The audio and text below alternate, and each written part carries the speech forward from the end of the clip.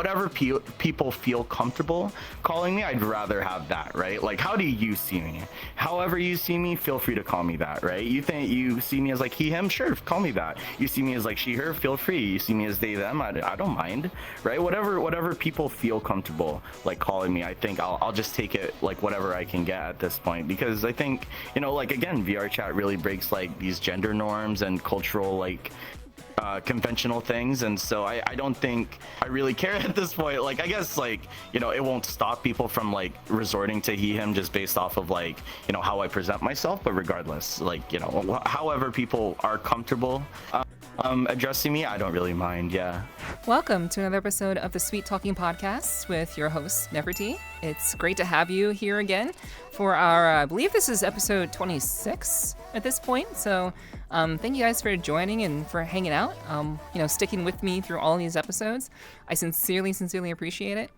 And before we get started with our conversation with Abehamm right here, I do want to say a couple of things before we get going. First of all, again, thank you all for being here. Appreciate you so much. I want to say thanks to my Patreon supporters real quick. Hey there, this is me, Nepherti here, and I am making a video about my Patreon that many of you may or may not know about. YouTube is still hitting me with copyright infringements. Obviously, I want to have music on my videos on YouTube, so they continue to hit me with copyright infringements. I am now affiliate on Twitch, so I do get support on Twitch now, so that has changed. But at the end of the day, Patreon still gives a larger cut. So at the end of the day, I want to just reinform you guys, many of you who may or may not know, you can take a look at my Patreon right now actually, at patreon.com/Nepherti. It'll be right at the bottom underneath my boobs. And basically, it's a great way for you to support me aside from, you know, Twitch. And that's pretty much all. Patreon is a great way for you to support me in a more direct way, and also allows me to directly give back to you guys. I do give updates relatively regularly. So if joining me on the Patreon is something that you're interested in, you can do so starting for just $1. There are tiers in which I get to spend an hour with you one-on-one. It could be either on Discord or in VRChat. Whichever one you'd want, that's what we do. And I also do voice recordings also. There's the head pet tier, which is $1, the nuzzle tier, which is $5, the huggle tier, which is $10, the snuggle tier, which is for $20, and the ulu tier, which is for $30. So honestly, I didn't want to spend too much time on this video. You know, I'm just kind of here, just being comfortable, whatever, but I just wanted to thank everyone who has already been a part of the Patreon up to this point. I truly want to give you my thanks for supporting me and allowing me to do what I do and, you know, live in this nice, cozy room, largely free of most noise, and just be able to create things that I really enjoy creating. And so I'm so grateful to everyone who has been a part of my Patreon up to this point, and I hope that anyone who is interested in more tangibly supporting me, this is a great way to do it. I'm looking to revamp Distortio, or DTX for short, and I'm also looking to do a little bit of other content. So I really am looking forward to the future. I'm so excited about what we're doing, and I look forward to what we can create together. See you next time. We're going to go ahead and get started now that we've gotten that all out the way. So, we are joined tonight by a very interesting character, someone who I've known for a good bit of time, but we haven't really had a chance to really talk. Like we've exchanged like a couple of words at Saturday here and there, but we haven't really had a chance to really sit down and talk. And this is like an opportunity for us to finally do that. So, I'm joined by Abehamm, otherwise known as Abe, and yeah, we're gonna be having a little bit of a chat. I think it's gonna be a really fun one. I think this one is gonna be a doozy. So I certainly hope you'll stay for the whole ride. So, with all of that said, let's go ahead and jump into it. So, Abe, how you doing? Yes. I'm good. I'm really happy to be here. I'm so excited. I've been almost like kind of like waiting, almost not in a bad way, but it's because like I know like earlier when we were talking, I mentioned like you've interviewed like all of my friends, and not in a conceited way, but I was kind of like, when is it gonna be my turn? But we're finally doing it, so I'm so excited to be here. I'm excited to have you here. Yeah. There's definitely a lot that I want to run by you for sure.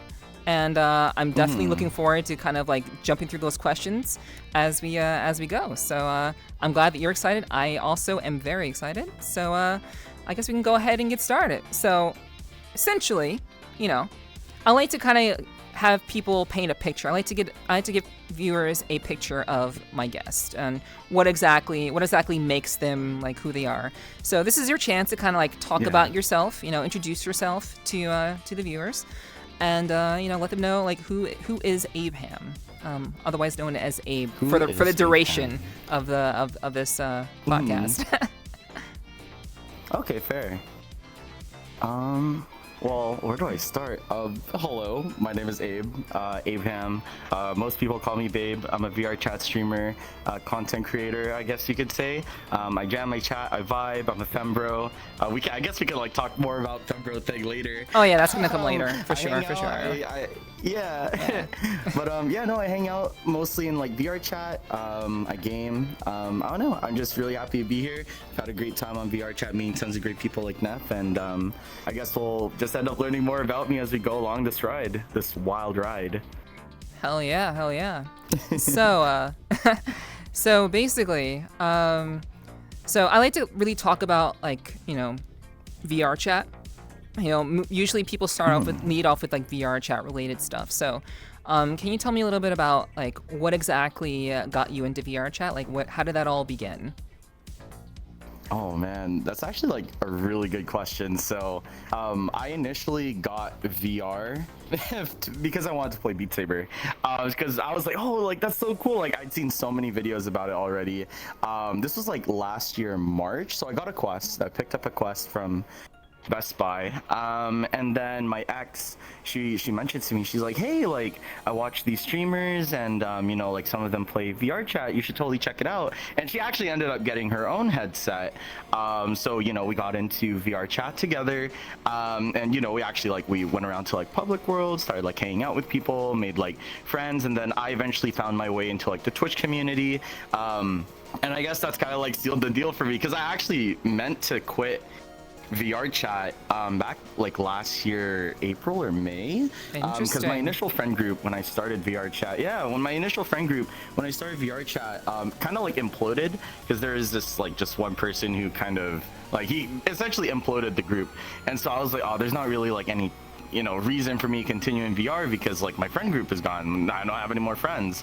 But then I came into the Twitch community. Shout out to the Undergarden, Chelsea Chan, Nephi, Amon there. Really great people, and they gave me like a group to really feel at home with, and really like, you know, stick to VRChat, which is nice. And then eventually started meeting way more people. Like I'm in VR gang now with Blackjack's VR.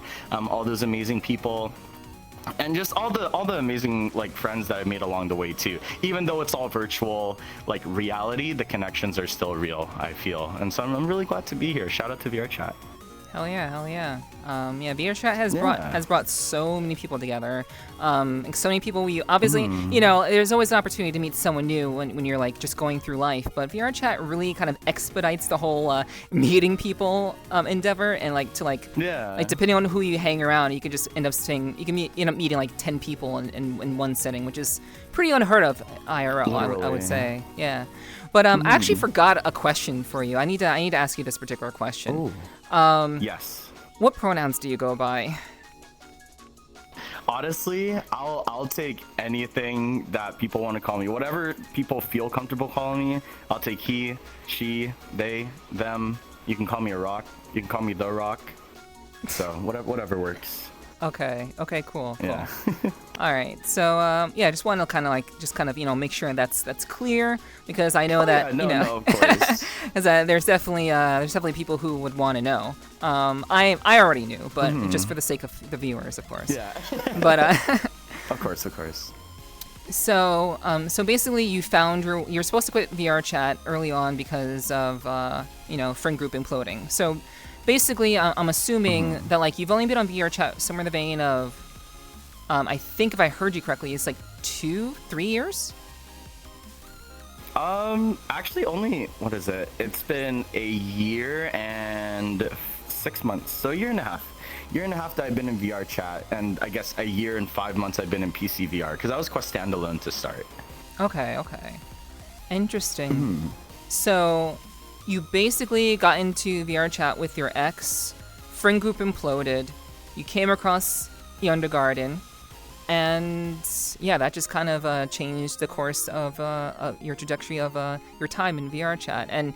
And where did I we will talk in detail about streaming, but like how did that kind of like how did that fit into the equation? You've only been doing this for like a year and a half, which is impressive. Which is actually really funny you say that, because I've actually been doing VRChat for somewhere in the vein of like about that long.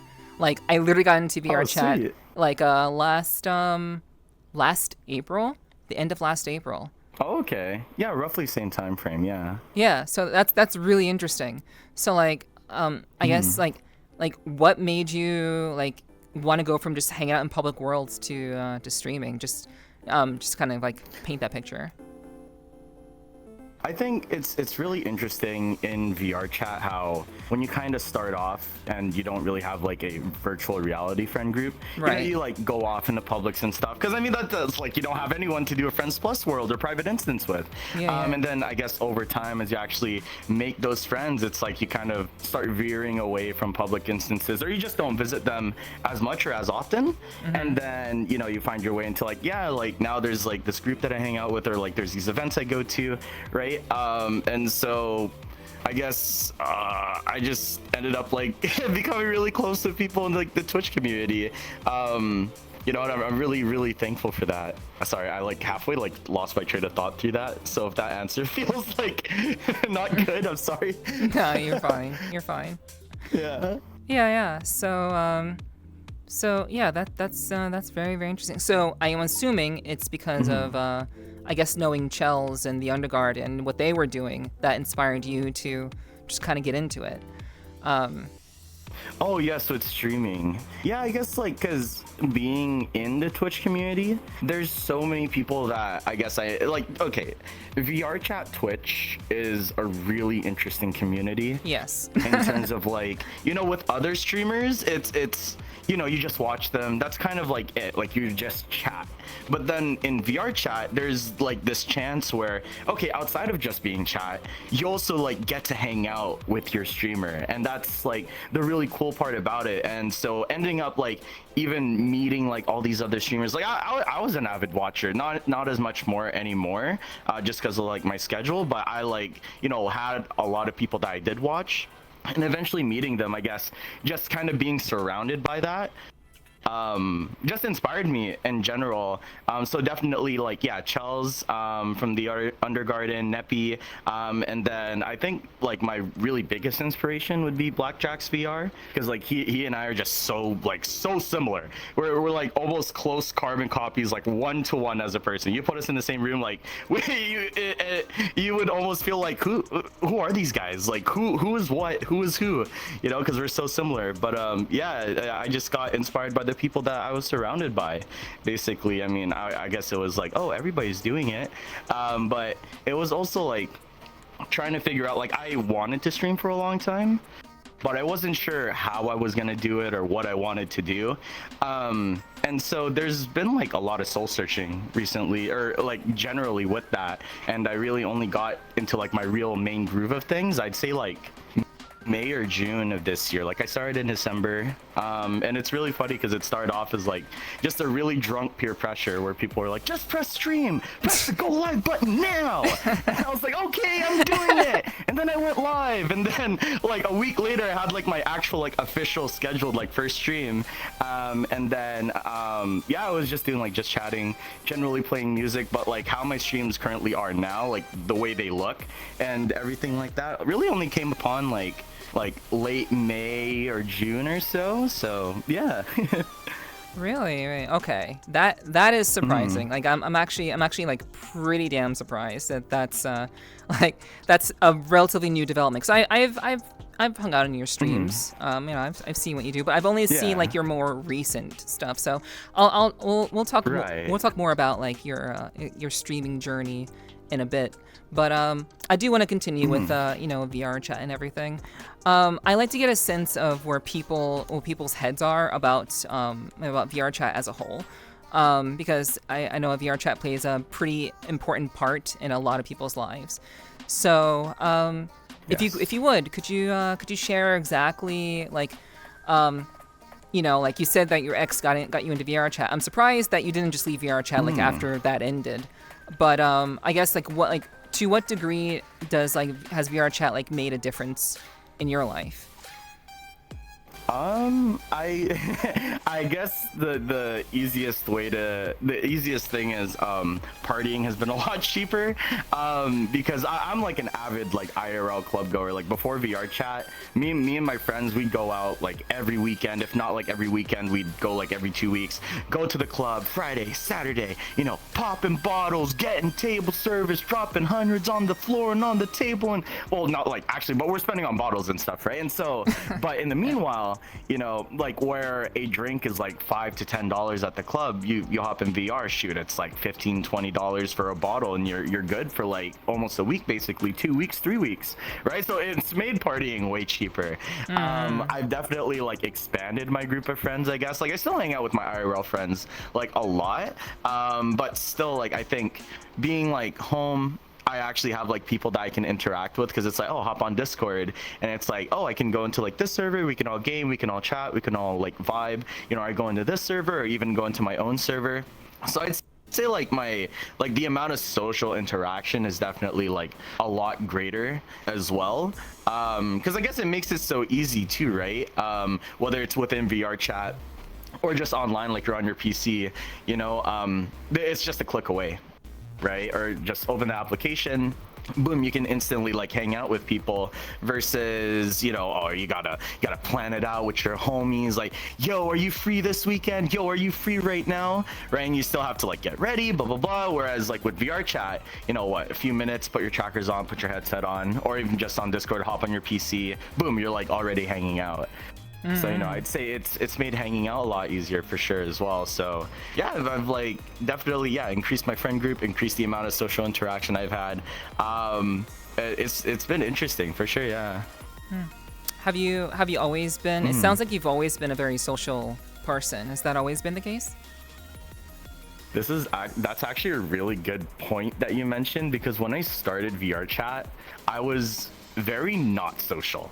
Really? So when I actually started VR, when I started VR chat, I was actually very like shy, and so I actually had to train myself to be social. So there's this world in VR chat, no time to talk, right? Where it's like you spend 2 minutes. Yeah, I've done that. Yeah. Right? Yeah. Yeah, and so that's what I ended up doing. I put myself in that world for like a month and a half, 2 months basically. And I was like, I am going to teach myself like how to interact with strangers, because that's what this is, right? Like in the real world, like I would typically meet people through mutuals. So there's already that like slight level of rapport that makes things a bit more comfortable to interact with people. But in like VR chat, if you like don't know a person, sometimes it's hard to like come across or like actually interact with them, right? And so that was like my thing. So I taught myself with how to interact, like I'd match up with somebody, no time to talk, and I was like literally writing mental notes, like, okay, like say hi, ask them how they're doing, ask them like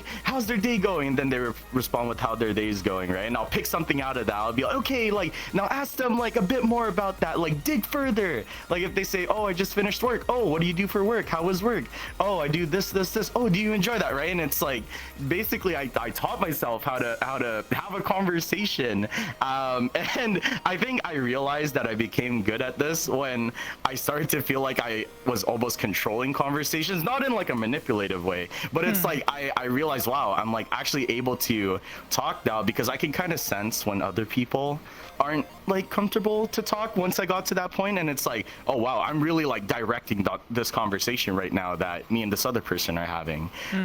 So yeah, my I guess extrovertedness is kind of taught in a way, but I still also get like sometimes like shy, or like introverted within VR chat, ironically.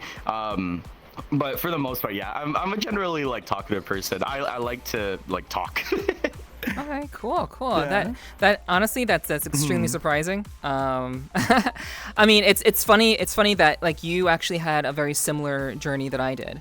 I mean, like I didn't go through that whole like training of myself to be social. I didn't go through that in VRChat. I went through that just IRL.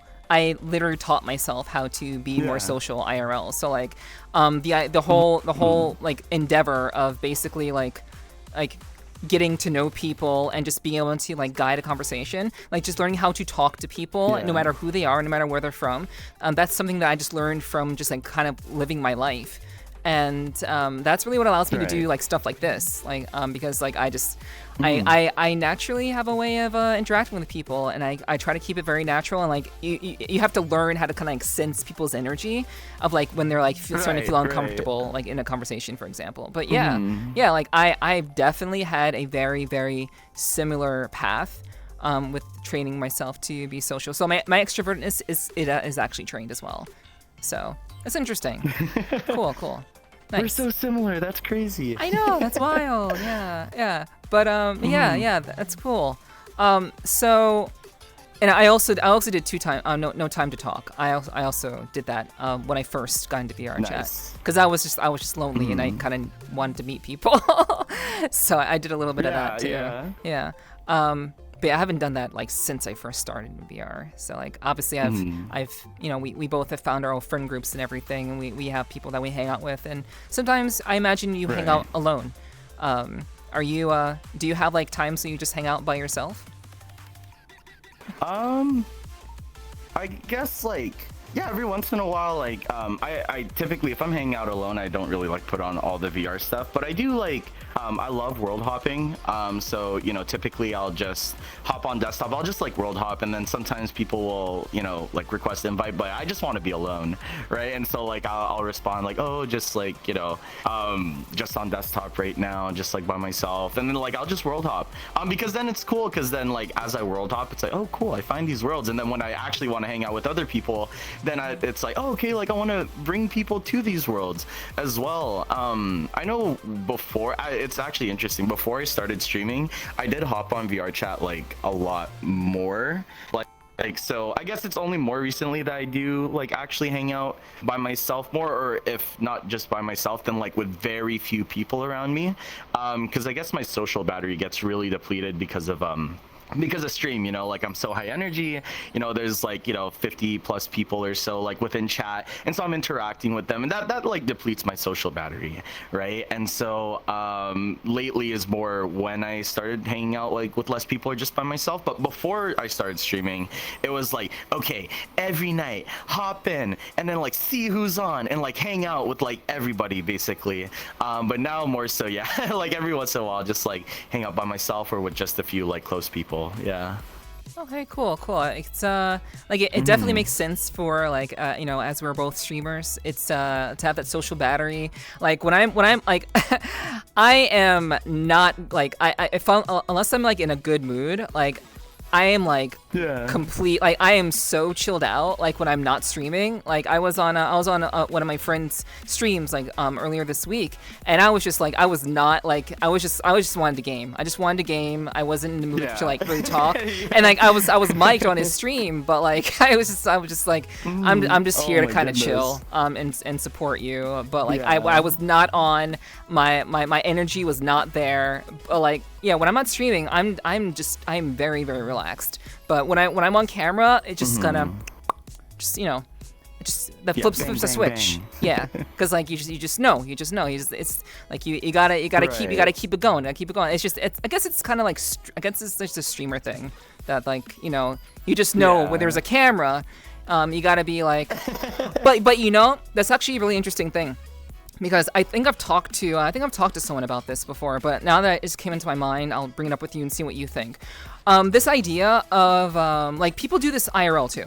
So there's this phenomenon that when people take out their phones and like they're like filming stuff with their phone, like people have this tendency to just get really stupid really fast, and like it's just like people just like kind of like they lose their sense of decency all of a sudden, and I think it's kind of like, it's weird how the human brain like does that. And like I try not to do Yeah. that. Like I try to like keep that in check whenever like another one of my friends may be streaming if I'm coming around. Like, but unless they like, I try to give the energy because I don't want to be boring on their stream. But I want to see like, have you noticed that like people tend to get like really really dumb really fast? Like when it comes to like when people see a camera, whether it's in VR chat or IRL.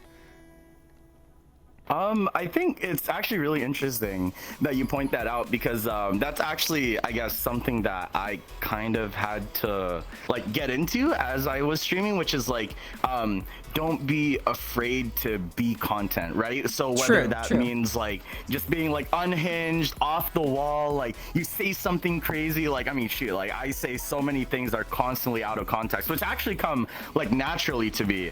But you know, it's like just not being afraid to be content. Because I think when it comes to like social media and things like that, I mean, there's basically like there's like an attention score almost. It's like, oh my gosh, like how much attention can I get, right? We want those likes, we want those views, we want that the interaction, like the internet stranger validation is what I crave. And so, you know, I think because there's kind of that like inherent like chase for that kind of attention, people are willing to almost do anything, you know. And so sometimes people like take it way far and they're, you know, saying like really bad takes and stuff. But I think in general it's just people are willing to be content, and people are willing to do things that they probably wouldn't normally do if a camera wasn't around, because it's like, oh shoot, a camera's here, like this is content, and then people will watch. And it's like the more the shock value, chances are like the bigger, the more viral it's gonna get, right? And that's kind of what people are hitching on. So I think I don't think it's necessarily a phenomenon more than it's just like a natural human thing to like want attention. I mean, we're social animals at the end of the day, right? And so it's like we want that attention generally. Yeah. Yeah, you make a good point about like just being content. Like, I think that's generally why that's generally why you and I are streamers. We're streamers because we understand the value of like we know who we are, and we provide content to people. So like we conduct ourselves in a certain way. But like I don't know. In like IRL, like people tend to like, they do want that attention, and that it just kind of gets a little too out of hand in some cases. Like there could be actually something like really serious going on, and people are like laughing and making jokes and shit. So like that desire to be content is like, I think can be like overdone to a degree. But in our case, like we're very much meant to be entertainers. So like when we're on camera and like we have a friend who's streaming or whatever, obviously like we want to put our best foot forward, and obviously like keep their energy. We want to add to the stream. We don't want to take away from it. So right, exactly. Like I know for me, like, you know, I hang out with Blackjack's VR a lot, and you know, we party stream. He has his niche is like party streaming, right? And so I typically like follow around with him. You know, I'll have a good time, but I know he's streaming. And then, you know, like for example, one of the things that like I do is I mean, for like people love mutes, right? People like so what I'll do is like you know, I'll get into, I guess, your typical like cute mute avatar, maybe like a little less clothing than usual, get into the background of like his shot while he's talking. It's just, you know, you do like a little bit of wiggle facing away from the camera, and it's like, okay, streamer's talking, but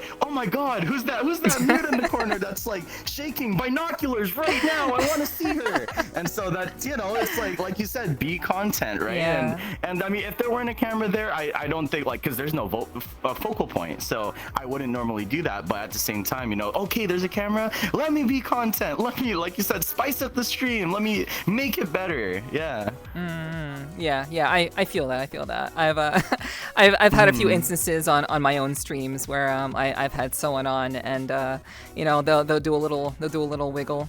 Oh man, oh gosh, but yeah, it's definitely like you got to know what the people want, and you know, I wanna talk more about like your style of streaming and how that's evolved, and we'll get into that in a little bit. But going back to VRChat, is there something about VRChat? Yes. Yeah, is there something about VRChat that you don't particularly care for, or that you wish would improve?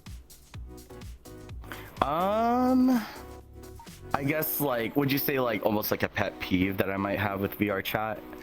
I mean, you can say you get DC'd all the time, but like everyone says that. But like, I mean, that's that could be considered a pet peeve. But I guess something, I guess maybe a little bit more. I guess something that is just something that you have seen as a constant with the platform that you wish could be improved Right. on. Something that's just not just there of like a week or so, but something that's just has been there for Right. as long as you know. Let me like think about that. That's actually a really good question that I don't think I've ever really thought about. I guess the first thing that comes to mind, and I just want to say that like I know the VRChat devs, like they try their best. They really do. They really do. Yeah. I think sometimes there is a bit of disconnect between the devs and the streaming community, which is interesting because I think the game has really grown because of the streaming aspect. But otherwise, I think the one thing that I think should really be fixed is, I guess, like avatar ripping. There was like this whole thing like a few weeks back with the whole like there's this website. Not even a where, whole, they not were even a few hosting weeks. A ripper comp. Yeah, it was like it a was, week like, and a really half. recent, Yeah, right? recently. And so it's kind of like, why hasn't there been like a better way to encrypt everything? And I guess the answer to that is, well, if you encrypt it, they like can easily decrypt it, right? And so I guess like it's just figuring out like how can we protect people's like how do you say it? Like image, I guess you could say. Like how can we protect people's like avatars? Because it's like, for example, like I have this look, well, I mean, ironically this is like a bot avatar and anyone can really buy it, and there are like websites out there where like you shouldn't go there, but you can get this avatar technically for free because somebody uploaded it. But regardless, it's like, I think people really care about how they look on this game because it's their identity, right? Not so like it could be their brand, but more so it's their identity. People identify with what they wear, and so it's kind of like how can the devs, like, knowing this, how can the devs like protect that identity for their users? Because it's been happening for a while, right? And I think that VRChat being a like 5 almost 6-year game, 6-year-old game, I think they should have probably already figured it out. I would hope that there's probably like something in the works for that. But I'd love to see like avatar ripping eventually, not be a thing eventually, hopefully. Yeah. I think I think a lot of people would agree with you there. Like it's definitely something that people really value, the way that they, like you said, the way that they look in the game. And like for me, like just for me, like I find the like, because like there's an option that you can like turn off like avatar cloning, and it's wild. Right. Like honestly, they already solved the problem by having that in the menu, but there are people who've like circumvented that, especially like in public worlds. Like they're just people who run code, and they just kind of like do their shit, which is terrible. Right. But yeah, like I think that may be like why. Like I think they may be aware of it, but there's definitely like, I think it's a difficult problem to solve. It's not something that can be solved overnight. So I hear you there, and I think that's a really good point that you make, and I think a lot of people agree. I certainly agree with you, for sure. So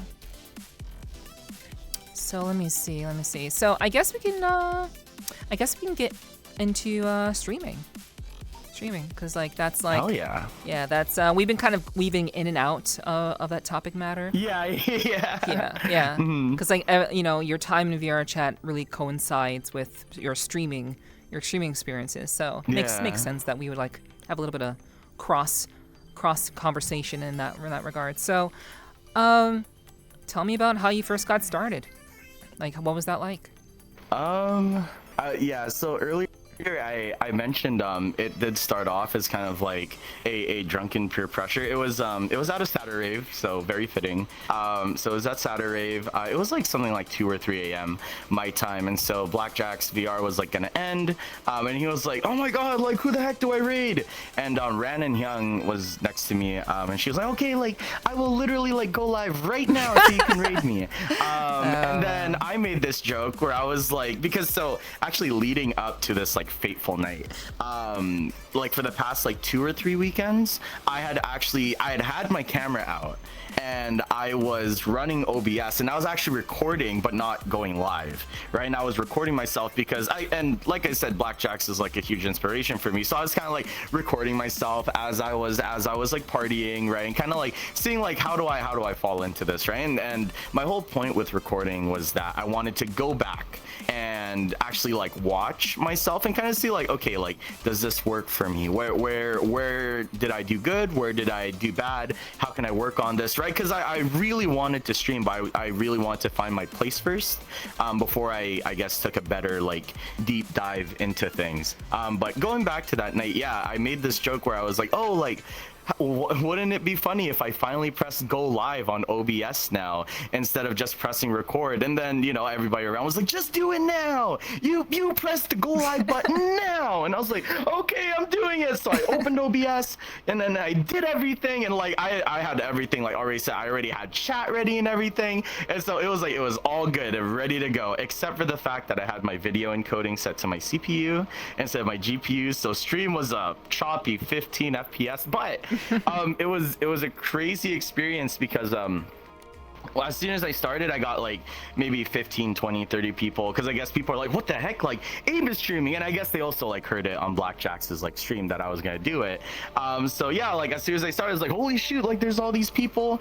And then I guess Jax actually did raid Ran, because maybe like 20, 30 minutes after I had started, boom, like Ran like rated me with like 90 people or something. I was like, oh my god, like my viewer count is like at like 100 something whatever, right? And I'm like, dude, this is crazy for a first stream. And I mean, I'm drunk, I'm popped off, I'm like, I'm just chatting, I'm just reacting like, oh, this is crazy, da da da da, you know. And I'm like trying to figure out like, how can I be content, and I'm just like saying how thankful I am and everything. And then like maybe another 20-30 minutes later, I guess Jax like kept his stream on, or I think he went live again after raiding Ran. So he went live like again, I think, and he raids me with like 150 something people. I was like, dude, this is insane. Like my very first stream, like I went back to the stats and it's like my very first stream I topped out like 200 something people. Like this is crazy for a first stream. And I am also really like proud of myself because of the fact that, of course, like, you know, as people raid, like sometimes they'll just stay for the points and then they'll hop off because of the fact that it's like, oh, like, you know, like this isn't really the content I'm here for. I was here for the previous streamer, not this streamer, right? But so like when Ran raided me, I got to like what, 110, 120, and it did like kind of die down, but not as much as I thought. Like it went down to like 80 or 90 viewers. Then like Jax raided me, went up to like 200 something, and I like leveled out at like 170, 180 people or something like that. So I was just proud, like, dang, like that was my first stream, and like not only did I like, I guess, shoot it out of the park as like a really great successful first stream, but like I got rated huge raids, and I really kept those numbers. Like I didn't drop down as much as I guess, you know, usual or like how it normally would. So yeah, no, it was just a crazy experience, that very first stream, and I did fall in love with the experience, I guess. Finally being able to do it, getting like the hang of it, interaction, trying to figure out like what's entertaining, and just it was like a bewildering experience, really. Like, wow, this was a lot of fun. I want to keep doing this. Yeah. Nice. Yeah, that's that is certainly one way to pop off. Like when you have when you already have that kind of support from people that you've already connected with, that's like, it's kind of like pretty awesome. You know, I've been fortunate enough to have, you know, like instances where people have been very kind to me in that regard and had rated me with like their large community, and it feels really good. It feels really good. And for you to be able to handle that on your first stream is also very impressive. But you were already practicing. You were already kind of figuring out like what you wanted to do with your streams. So right, exactly. Nice. So basically, I guess how did it sounds like you like pay attention. Well, obviously you should like pay attention to your numbers, and then you already seem to have a proper mindset about like, okay, what do I need to do to improve? What can I do better? Like what can I provide as content? Like you already have like that mindset. How did you obtain that mindset so early into streaming? Well, so you know, my previous like, I guess, working background IRL, I did so I work generally in like business, and I worked with a lot of startups. Sorry, hold on. I just hit my vape, so I'm kind of like out of breath. I was like, ooh. Okay. Let me like restart with that. Sure. But before VRChat, my career was basically like working in business, working with startups. Primarily, like I guess I was kind of like a one-man team for businesses. So I kind of like did the administration, blah blah blah.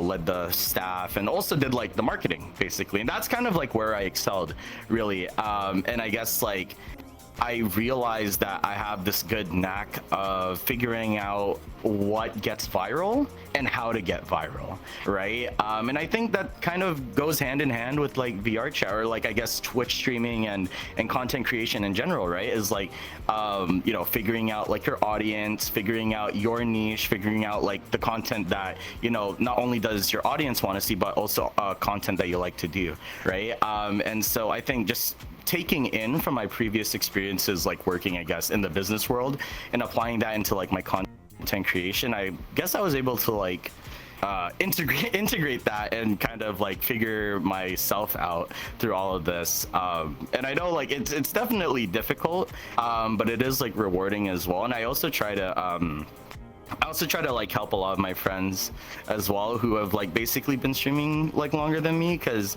like I almost feel guilty, like I guess growing as much as I have. And so I do have friends who ask me like oh, like could you give me some tips, blah blah blah. And so I try to help people out, because I think I guess I have this mindset and I've had this experience that not a lot of people really have. And so I just want to help people out and help people grow. And I think that's what's cool about the streamer community in general, is that everybody wants to help each other and help each other grow. So Yeah, especially in the VRChat community.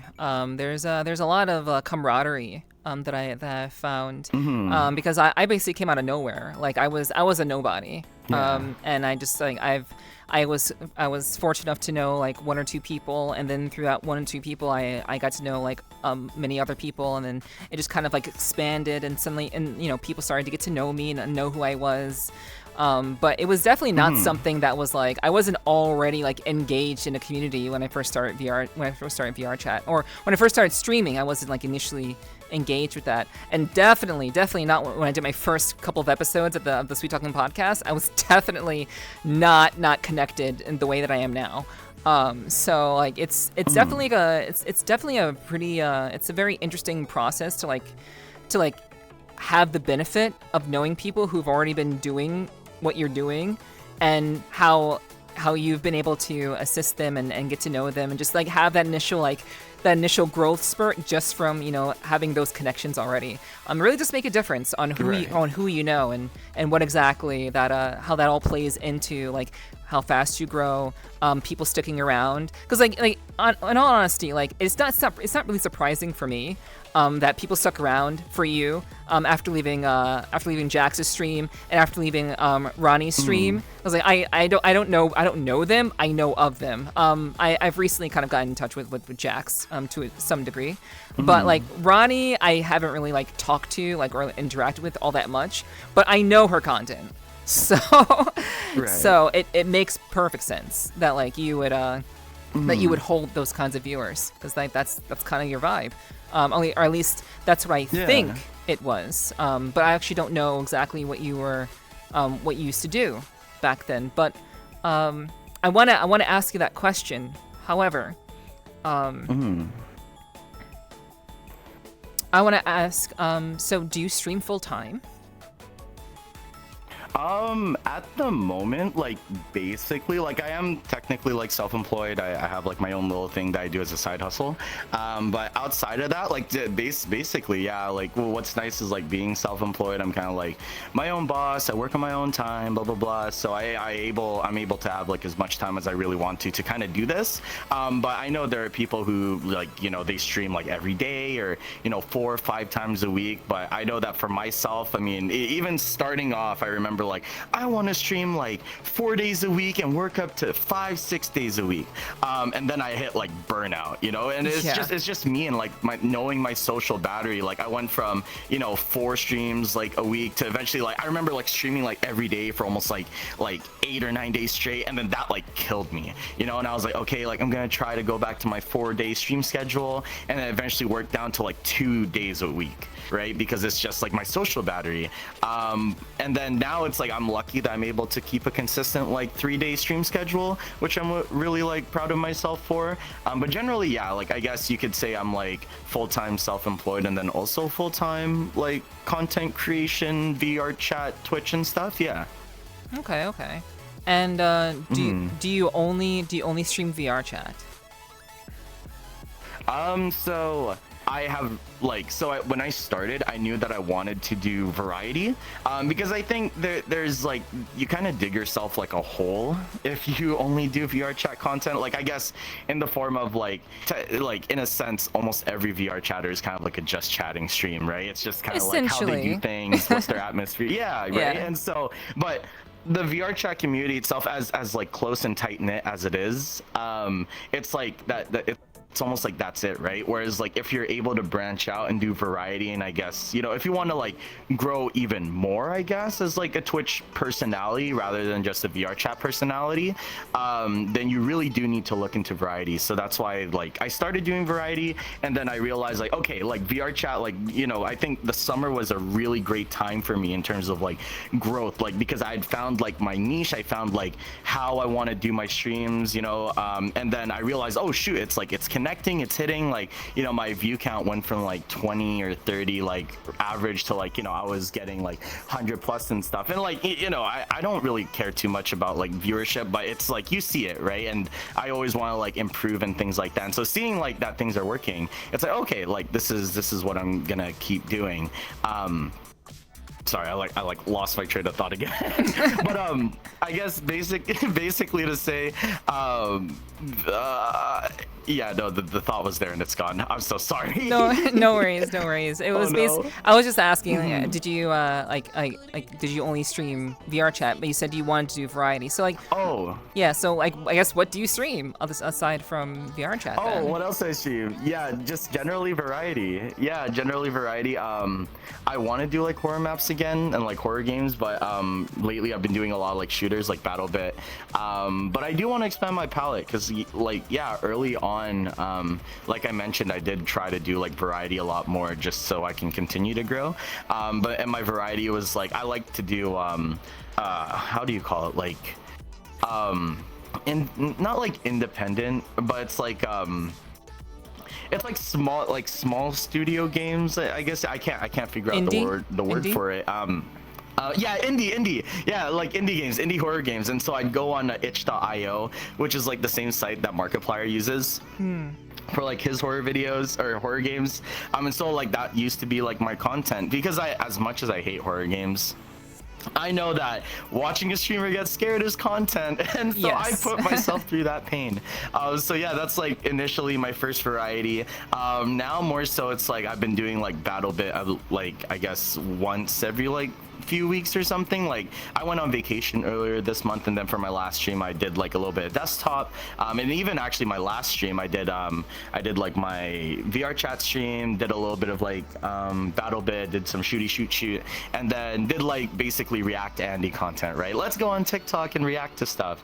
And so you know, it's just like really expanding, because I think, you know, having a variety of content stops you from getting like, I guess, pigeonholed into a single category. And because I don't want to like have troubles growing, and I definitely want to like branch out past just the VR chat category as well eventually. Like not just be a VR chat personality, but like be a Twitch personality like overall. That is fair, and that's exactly why I've been planning to move into 2D, like into actually like doing like becoming like a 2D VTuber type of thing, and that's exactly why it's that mindset that made me want to do that. So like it is all according to design, like becoming a variety streamer, playing different games, expanding your audience, all of that are things that I have been thinking about as well, which is really interesting. And like the funny thing is, I don't think anyone would I guess no offense to you, but I don't think people would guess that like your background is business. and that you have all of this like actual like you're actually a thoughtful individual. You're actually a thoughtful guy. Like you care about these things. You think about these things. But like I don't think anyone like really kind of like knew that. Like is that something that you usually share with people? Is that usually like your own little secret? I guess like as people kind of like get to know me more, like I guess eventually I do tell them like I have like talked about I guess like the things that I've like worked on, but no, I think like from an early age, like when I was younger, I initially made music, and I also like ran my own like clothing business as well. And so like kind of like I kind of already had this like knowledge for business and like, you know, like just being better at things and like seeing what works, what doesn't. I guess one of the things that I learned in business was this concept of like, you know, I guess basically finding what works, stick with it. What doesn't work, like throw it away, right? Like only just keep rolling with whatever works, right? And you know, you always just want to keep better, keep improving. I think the concept is like a Japanese concept called Kaizen. Yes, just Kaizen. Like just keep Kaizen. Yeah, so just, you know, do good things, like keep on going with the good things. If it's not working, don't do the things that aren't working. And so that's something that, you know, I just kind of like rolled through. And again, like through the business experience, it's just like, you know, I guess I'd been involved in that, so it just applying it into my like Twitch journey and content creation journey really helped. That's awesome. That's really cool. Like I it's actually really great that like you and I, like you have a lot more business experience than I do, but like the way that we think about streaming and content is very similar. Like a lot of what I've been doing has just been iteration, try it, and that's where the podcast was just me trying something. So like I get it. Like like thankfully it's people seem to enjoy it. People seem to like enjoy the content. They seem to enjoy the experience, and like I'm just glad that I can do this because I get a chance to talk. I get to stream and create content while also be able to have like really meaningful conversations with people like you. Like and like people get to learn more about like really awesome people. So like I think that's really great. I think that's like just being able to iterate and try new things and not get bogged down is definitely very key to growing. So yeah, good on you for like knowing that. I think it's like what you did is very like important, because I think like I mentioned earlier when it came down to like streaming, there was like I mentioned there's a lot of like soul searching involved, and I say that in the sense of, you know, when you start off, like for example when I started off, I had like an idea of kind of what I wanted to do, kind of just based on like, oh, I looked at like, you know, my inspirations and who I hung around with and like how they stream. That's why like, you know, my first like few streams were kind of like blackjacks, like okay, I'll go into a party and like I'll stream, right? But the soul searching kind of came from like, you know, like starting to experiment, like what you did with the whole like podcast thing. You liked it, right? And like I mentioned earlier, like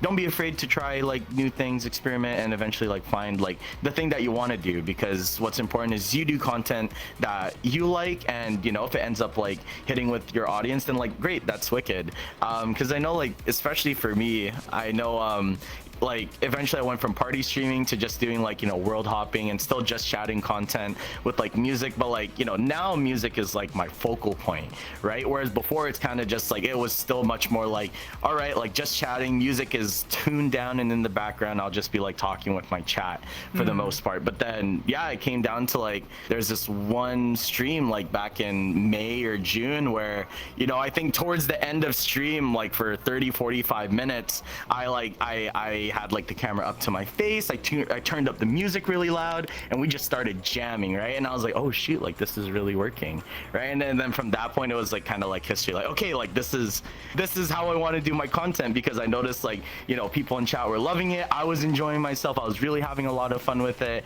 And so yeah, I just ran with it. And so I get to like, now I get to like find new music because people song request on stream. You know, I get to have like a fun time, because otherwise, like, you know, I stream so late because I'm nocturnal. And so even then, if I weren't streaming, I'll just be like bored in bed, or I'll be bored in VR. So at least I'm able to like do something where, you know, like other nocturnal people out there, I give them a space to hang out, you know, if they can't fall asleep, and I just generally have a good time. Hell yeah. Like I like that. Like, and like you definitely have like a particular niche, because like the times that you stream are like the times when I'm like ending my streams.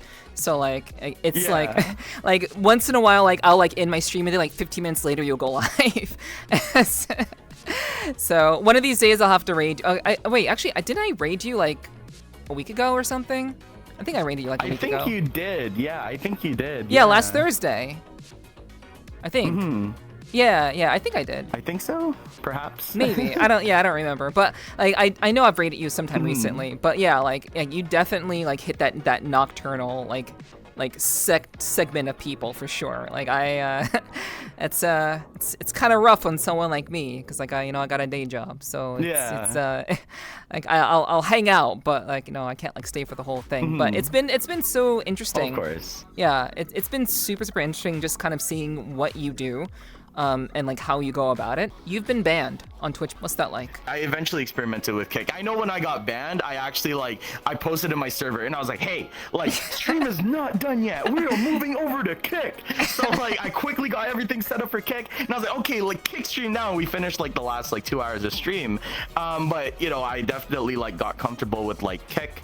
And I think in general, I knew that I always pushed the boundaries of TOS, especially with that like show the moon redeem, and even now like I really do push the boundaries of TOS. Obviously you have a certain brand of content, you know what works, and you're definitely just kind of going like 100 miles per hour the entire time, and like you're whatever happens type of thing. And like I feel that I understand Basically, that completely. Like I like my normal VRChat streams, I try like keep that up, but like once in a while, like usually I would kind of like I'll go at like 90 like all the time, and then like at the end of the stream I'll be like, guys, let's just kind of like chill and talk. Can we just like vibe and like have some real talk for a little bit, but yeah, right. It seems like you're just going like the entire time, like high speed. You don't stop. So that is Constantly. very that's I imagine that's pretty strenuous. Like, what do you do after your streams? Like after you've been doing like going like fucking 100 the entire time. Like, what do you do afterwards? So afterwards, well, I typically stream for like I try to aim for like minimum 4 hours, maximum like 5 or 6 hours. I mean, very rarely do I hit like a 6-hour stream fully in VR. But I try to go for like 4 or 5 hours because, like you said, I'm like 100 miles an hour, just bang, bang, bang, bang, bang. We got like crazy music going in the background. I'm high energy, and it's late night for me when I should be asleep. And so basically, like after the raid and after I press like close stream, I try to like hop on Discord. I try my best to like always thank everybody for stream. Anybody who comes into like the Discord server, like I should have a bot for this where it automatically rolls people as like because like when people join they get like the babes roll, but I still manually do it, and I also personally welcome everybody. So after stream, I'll give them the roll. I'll personally welcome them like at person, hey, hello, welcome to the Ape Court, and then I do the Woody yo emote, like the and then like, welcome to the chord, right? And so but that's like I try to keep it personal, and then I would usually like I'll talk to like my mods, I'll talk to some friends after stream. Some people will be like, they'll DM me, hey, that was a really good stream, this and that, and then I'll get food, I'll chill out for a bit. Sometimes I'll like stay in VR and I'll hang out with some people, or otherwise like I just cool off, like maybe I'll game for a little bit for like an hour or two, and I'll go to sleep. And it's like it's like, oh shoot, it's like 8 or 9 in the morning, I should probably actually go to sleep. So yeah, that's my usual like end of stream routine. Okay, cool. Yeah, I can definitely respect the keeping it personal aspect. I don't typically hit new people up who join like the night of. I usually wait until like the morning when I wake up again. I greet people. But I know that my mods are also pretty good at greeting people too. So that's always good to have have them in my corner to do that. But I always like to make sure that people feel welcomed. Like for me, if they join for me. So I gotta make sure that they do that. So, yes, of course. Yeah, so I respect that you do that. It's very, very respectful of you. And it shows that you genuinely care about the people who watch you and your community and what you're trying to build. So with that in mind, what is it like being a streamer that predominantly wears female avatars, that has no shame in sounding like a dude? Yes. And how does that play into your entire streaming experience?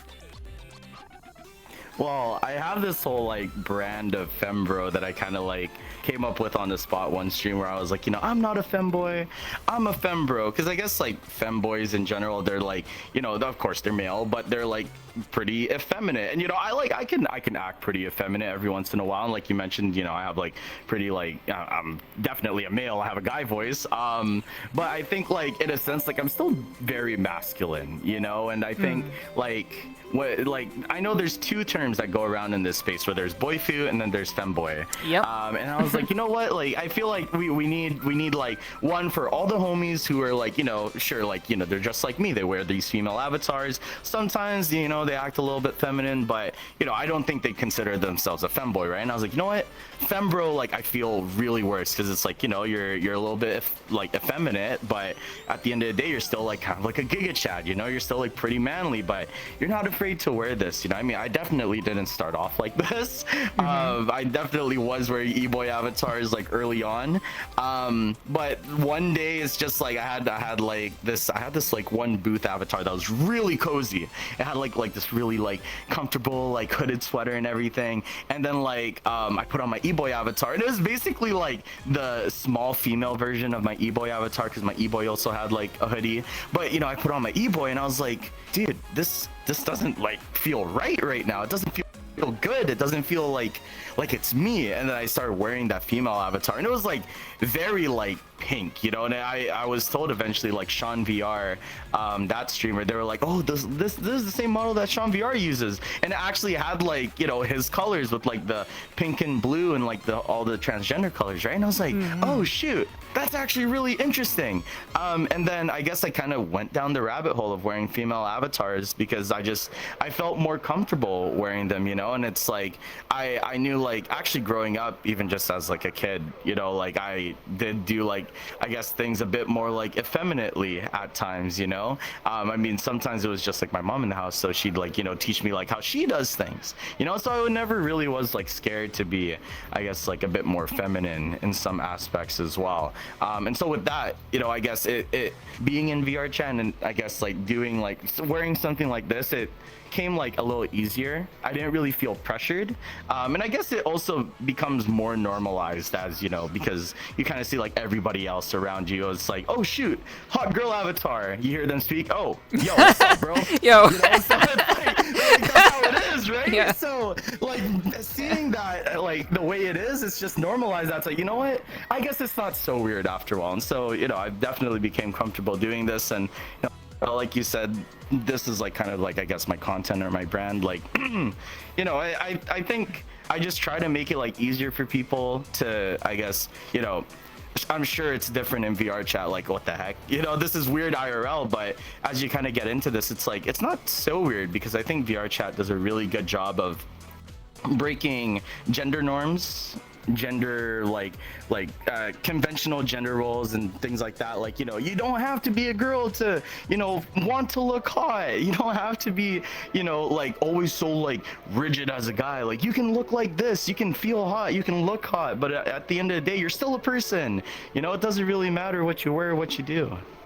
Right. Yeah, and I think that's I think that's like largely speaking, I'd say that's generally the consensus with I would say the majority. That's kind of a stretch for me to say because I don't know the majority of VRChat users, but I would imagine based on like the swath of people that I've met, there seems to be a general like understanding that it's like wear what you want, like look how you want, wear what you want, as long as you're comfortable, as long as you're chill, it doesn't matter. Right. Basically, like there's that general understanding, which 100%. is and that's I think that's great. I think that's really great. It's definitely wonderful for people who are of the transgender, queer kind of persuasion.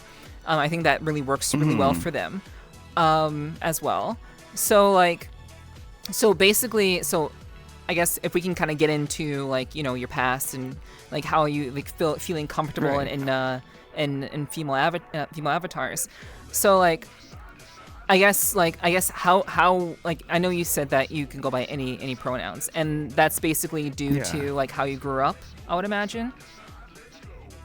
Yeah, kind of. I guess I mean really I'll take any pronoun. I mean, I will say like I do melt a little inside when people call me like she her, but like I really don't care what people call me, man. Like I mean, I guess, based on like interacting with me, it's like, "Oh, I hear it's a guy." Okay, like he him, or sometimes like people are respectful. They'll be like they them because they don't know. Right. Or like, like some of my homies, they'll be like, "Oh, like look at her, my queen," right? And so, but honestly, yeah, at the end of the day, like I don't really mind because I think it's not so much more of like how I care to identify rather than like I think it whatever people feel comfortable calling me, I'd rather have that, right? Like how do you see me?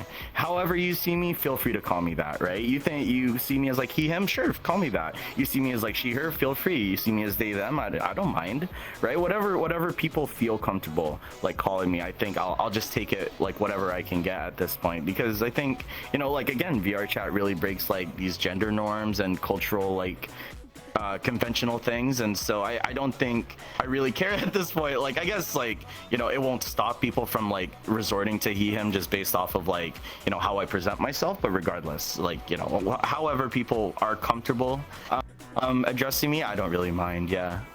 All right, cool. That is certainly fair. So I guess how does like you mentioned some colorful characters, quote unquote, that have come into your stream. I imagine that doesn't happen. I imagine that happens relatively often. And I imagine you take it kind of in stride because you don't seem like a person who's just easily swayed by dumbasses and by pathetic losers. Yeah. So yeah, how does how do you like? How often does that happen to you? And like, does that kind of ruin the vibe? Like, are you able to just kind of like maintain everything? Like, how do you deal with that? It's actually really, really interesting.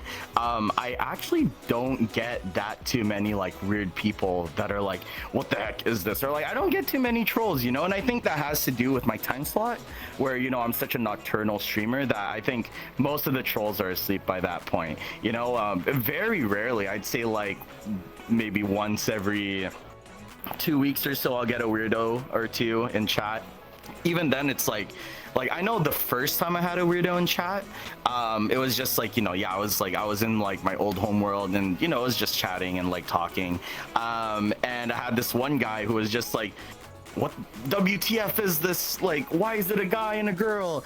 And I was like, hi, welcome to the VRChat category. Yeah. We're basically advanced VTuber just chatting with arms and legs. We can shake ass and give you steppies and blah blah. So yeah, I definitely do take it in stride, because it's like, like they're just there to like try and ruin your day and get a reaction out of you. And basically, if you don't give them the reaction that they want, they'll just leave, right? So it's like, oh shit, like they actually like what they're doing. Okay, like I'm out, right? Like they're not getting under my skin. If I don't let them get under my skin, then they're not gonna stay under my skin, right? So that's really the best way to do things. And even then, it's like, if there's somebody that like stays there and they're really trying to like push buttons by saying like really off color things like that, it's just as simple as like, okay mods, like ban, instant, right? It's like, it's really easy.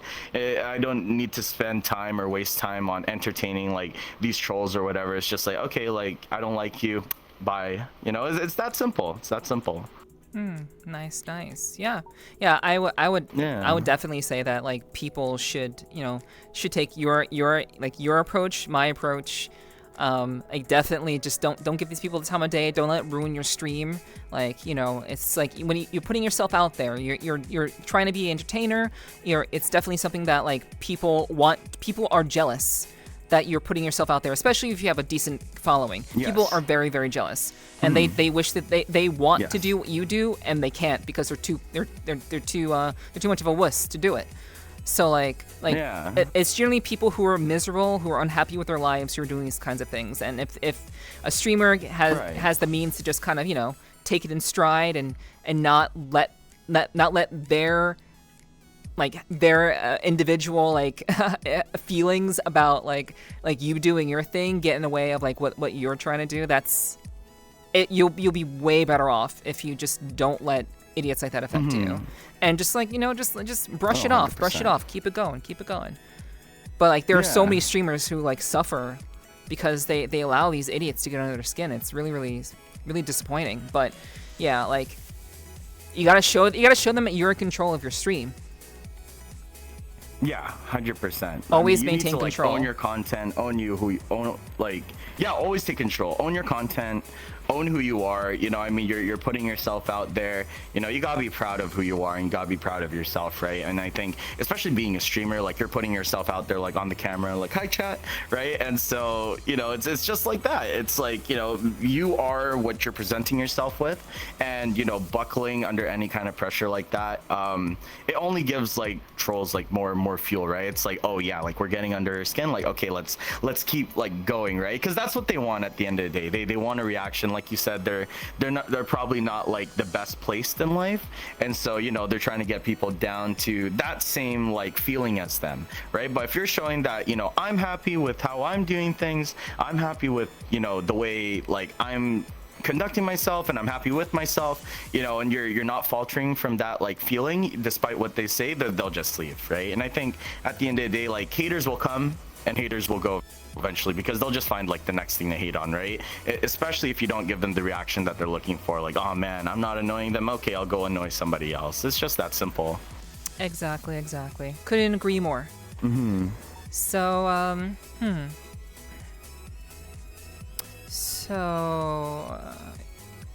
you mentioned, like, okay, I guess what was... Oh wait, I guess you already went over that. Like basically what kind of got you into wearing female avatars? Like basically you're just kind of testing something out and blah blah blah blah. Yeah. All right. So, yeah. So we got that. So I don't want to repeat that. Yeah. So if you don't mind, I'd like to jump back to you as an individual.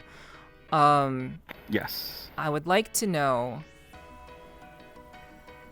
why do you party so much?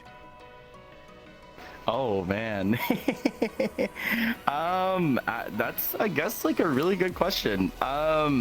I guess starting with like IRL, I mean, shoot, like I'm in like my early 20s. I mean, I'm turning 25 next week, right? But I'm still like a relatively like young person, you know. And like all my IRL homies, you know, they're like that too. It's like they'll hit me up like, yo, like let's go out this week. I mean, nowadays, like, you know, most of my IRL homies, you know, they're off, like they actually graduated out of college, or you know, they're all working this and that. So you know, the amount of like time I spend like IRL partying is like very little now compared to before.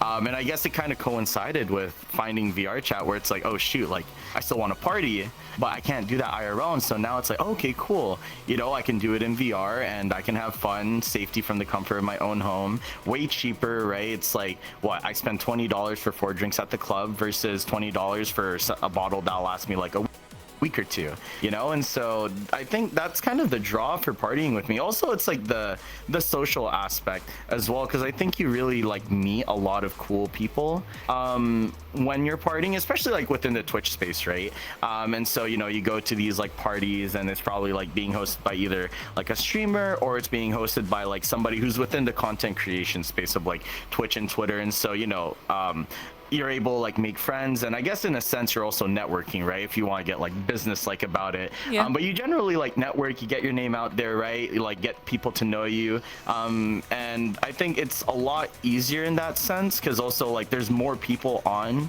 during those weekends where people are partying, right? Versus like, you know, the weekdays, it's like, you know, it's not as busy because no one's really on. And so I guess I use parties as a way to like, one, kind of like take out my frustrations from the past week, because I think everybody should do that. And second, like meet new people, have a fun time, hang out with like my friends, and eventually like make new friends along the way.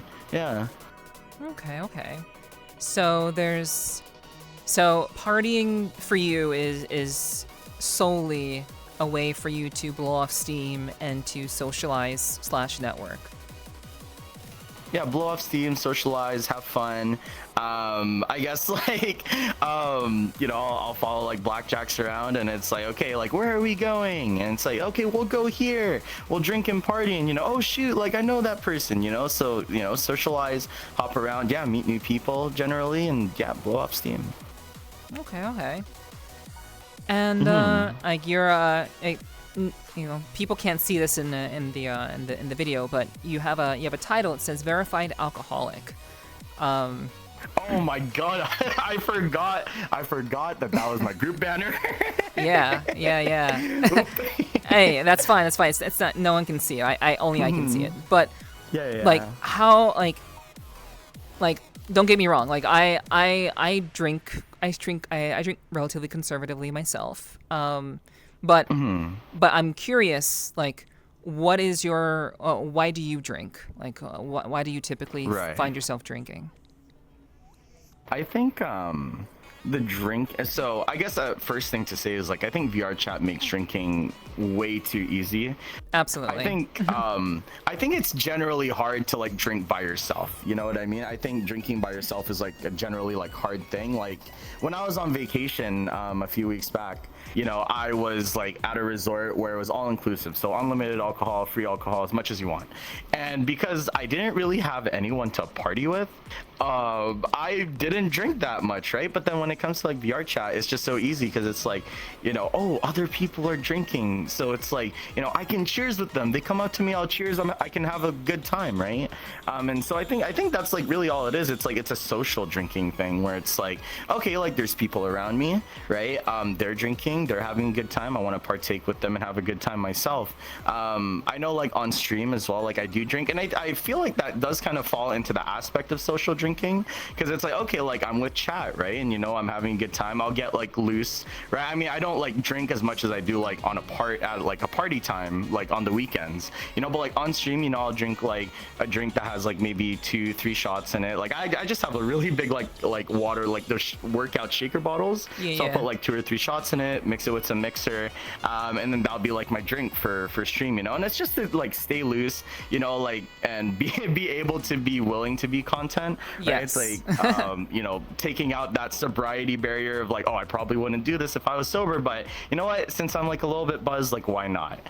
So that's definitely like one of the reasons why. Yeah, I'd say it's primarily like a social thing. It's I wouldn't say that, you know, I really drink to kind of like, oh god, like life problems, like fuck this, you know, like I wouldn't say that, not at all. But it's more so like I want to enjoy myself, you know, I want to be social, I want to like be a little bit loose, and so alcohol like really helps a lot in doing that.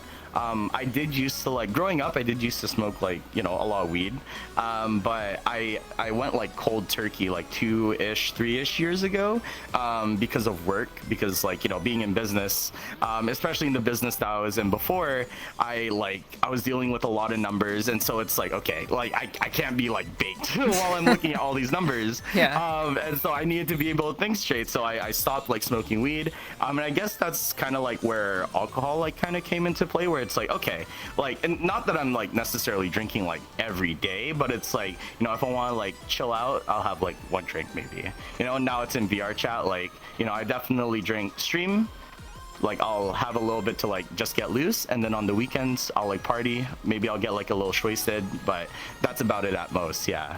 Okay. All right. Yeah. I'm like I obviously, like I would imagine the majority of the people that I interview are like they consume alcohol, but I thought to ask you because I know it's largely like you're a party animal, like you go, and that's like predominantly your content. So I thought it was a pretty fitting question to ask, just to kind of like just kind of give an idea of like what your motivation is for drinking, because I know a lot of people have their own reasons for doing so. So and like it's so funny because like now I have to now that I know you have like business acumen, I have to like rethink all of my questions, because like you really? well, because like you're not just the party animal, you're actually someone who actually has brains, and like you, not saying that I thought you were dumb. I didn't think you were dumb. That's not what I thought.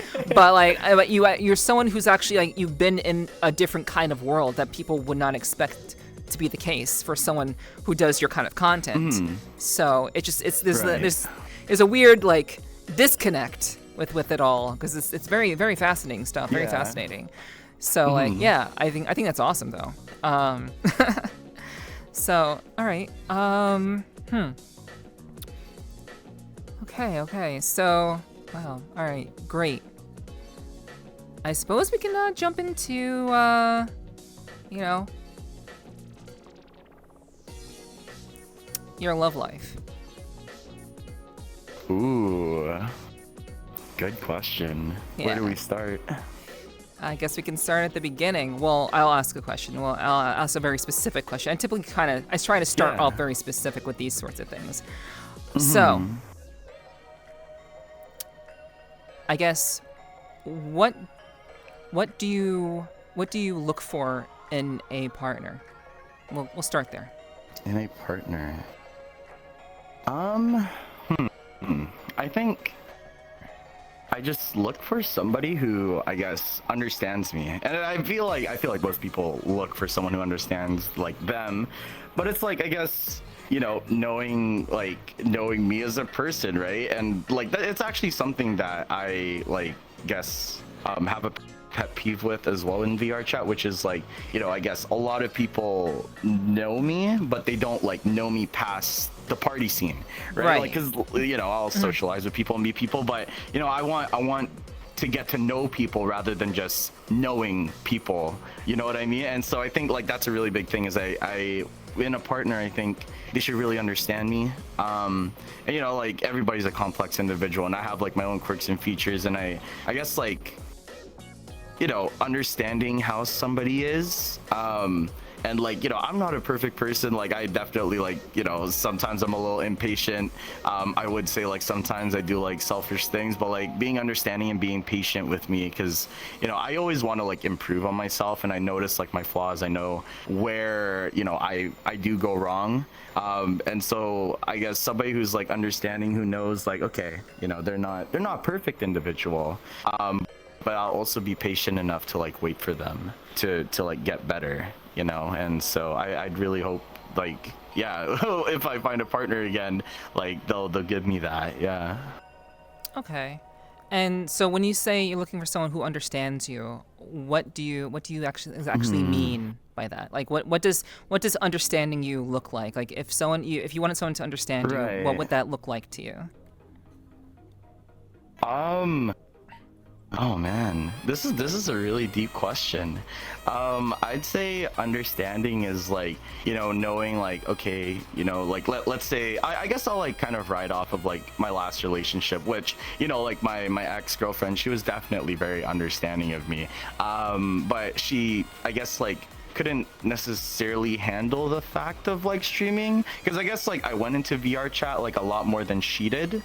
And so for her, I think it was like there was a lack of understanding in terms of like, oh, you're so much in this virtual reality space, like, this isn't the you that I knew, right?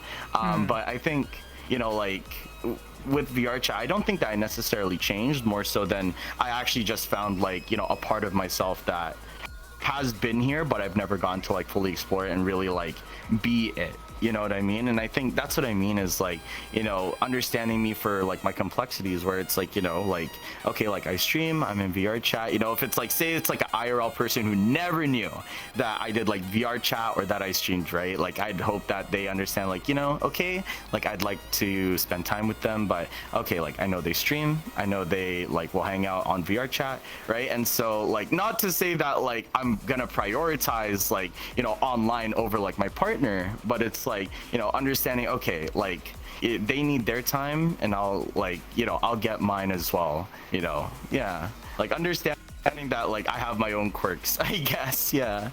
Okay, so like like a give and take sort of thing, like just a general like Right. like basic understanding of like, hey, like I'm not like ignoring you or anything like that, but like there are just Right. times when like, I need time to myself.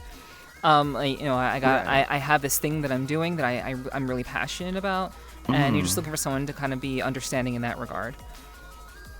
Yes, 100% actually, because I know like I've done a lot of like unconventional things in life, I guess you could say. And so like my last partner was definitely super supportive of like a lot of them, because like they were all like, business, and I guess it's all of those things were like kind of, she knew of them. I guess it's like things that you'd know more in like the IRL space, but like of course virtual reality is such a like new thing, and it's kind of taboo to a lot of people. And I'd say VR was like one of the reasons like kind of why we split, because like as much as she did support me in a lot of this and she was really happy for me, it was just like there was this like disconnect of like, I knew you as somebody else, but you're in this world so differently. And it's like, I think she couldn't handle that, right? But I think, like, again, like I said, I don't think I'm a different person like when I'm here. It's just like a part of me that I've been able to explore more because of the fact that like I finally have this avenue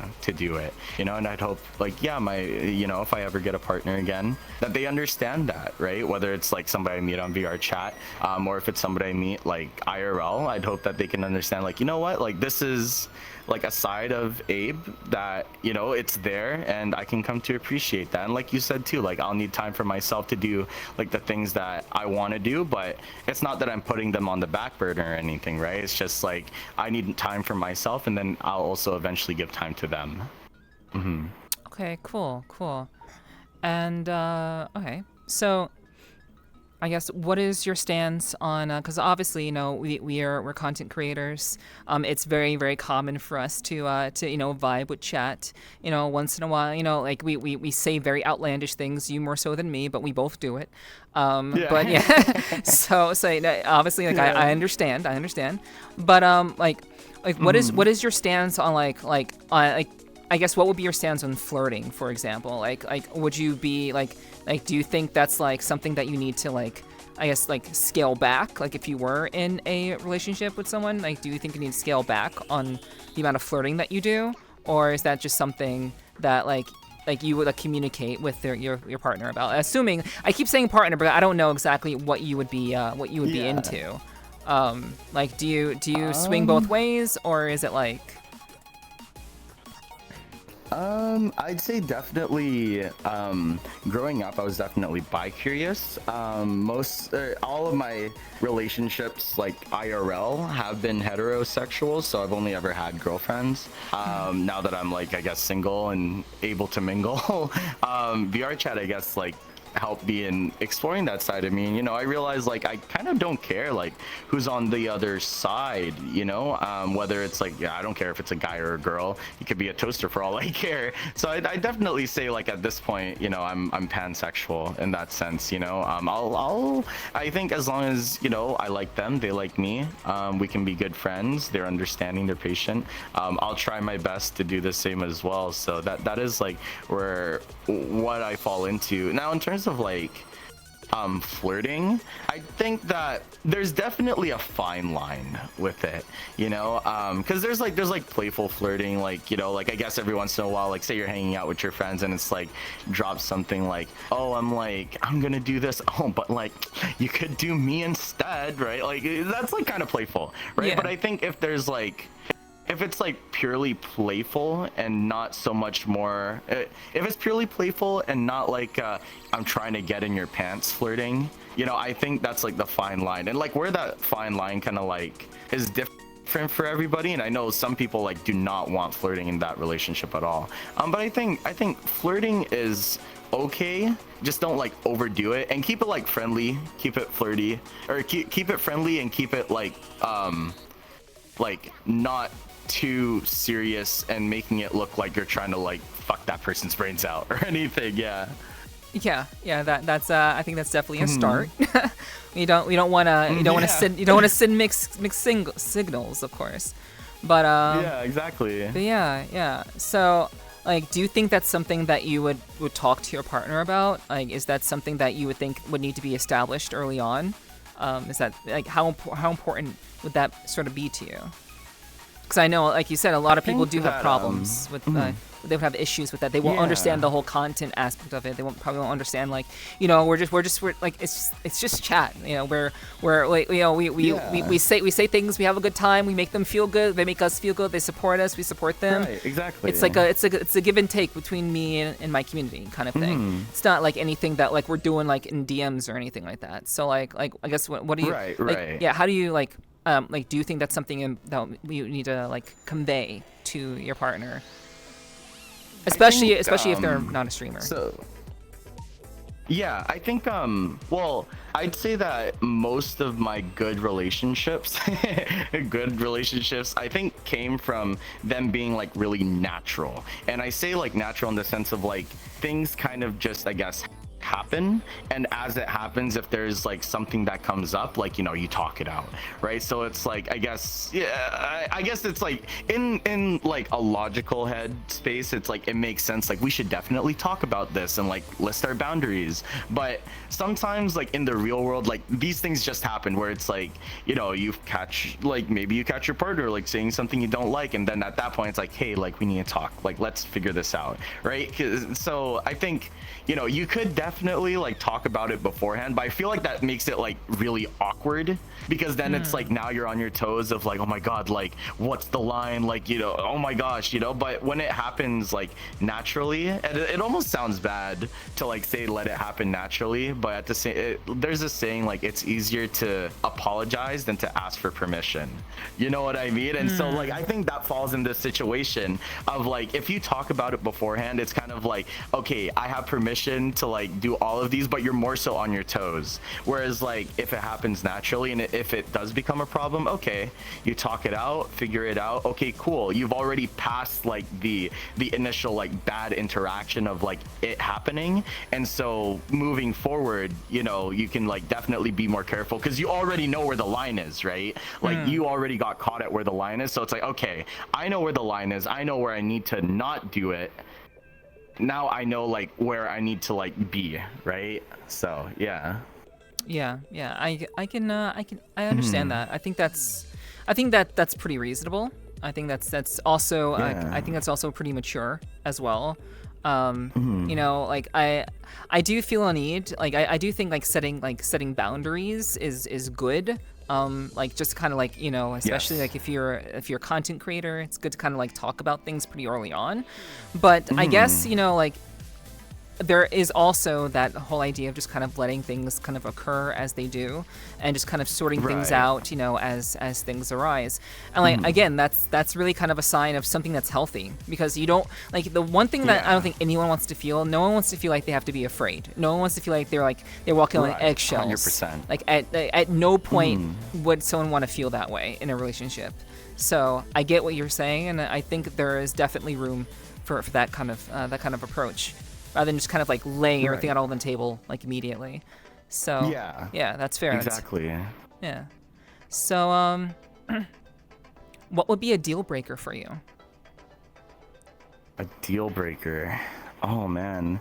I'd say like, and I know like I am definitely guilty for this, but I'd say a deal breaker for me is like a lack of communication.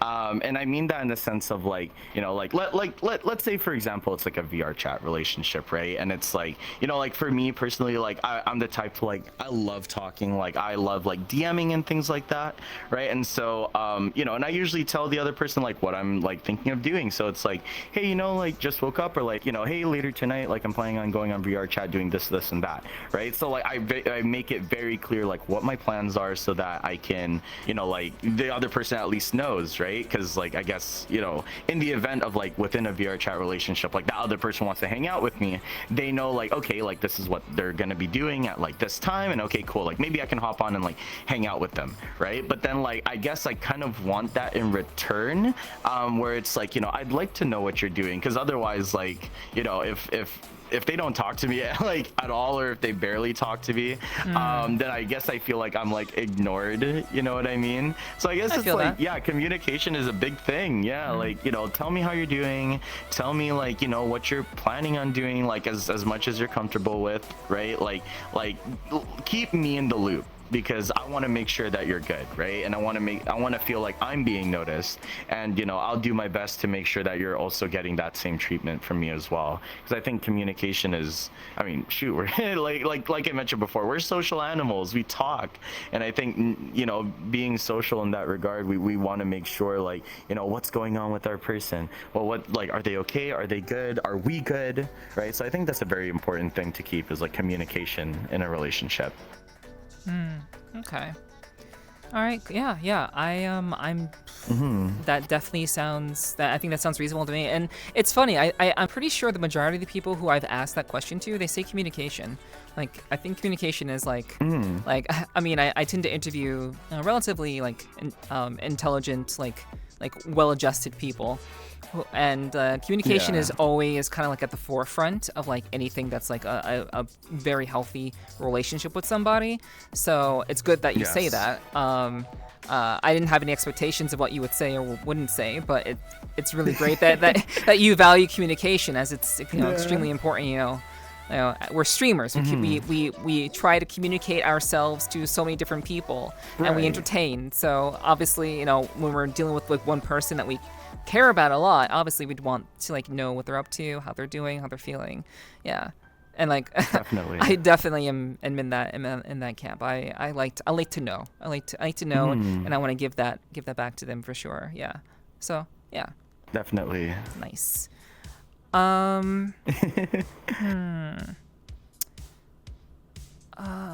me see.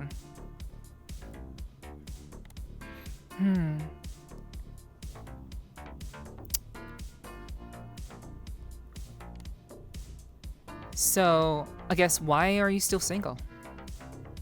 What do you think? Oh, shoot. Damn. What you saying now? Hey, I am too. well- Don't worry about it. Hey, yo. Sheesh. Why am I still single? Well, like, my breakup with my ex was only back in, I believe it was like May of this year. We had been together for, I forget if it's like coming up on 7 or 8 years, but we were together for a long time. Like, we were high school sweethearts, met each other through like a youth group. And then it was kind of funny because it's like, I helped them break up with their ex. And then I almost have a feeling that somebody helped them break up with me, and now they're like kind of talking. So it's a poetic irony in that sense, Yeah. But I I feel guess that. like why I'm still single. Yeah, but why I'm still single is like I think I wouldn't say I'm like I'd say I'm single in the sense that I'm not like in a like official relationship, but I'm definitely like I'd say I'm like talking to someone in a sense, and I definitely have someone that like I care for and I know they care for me.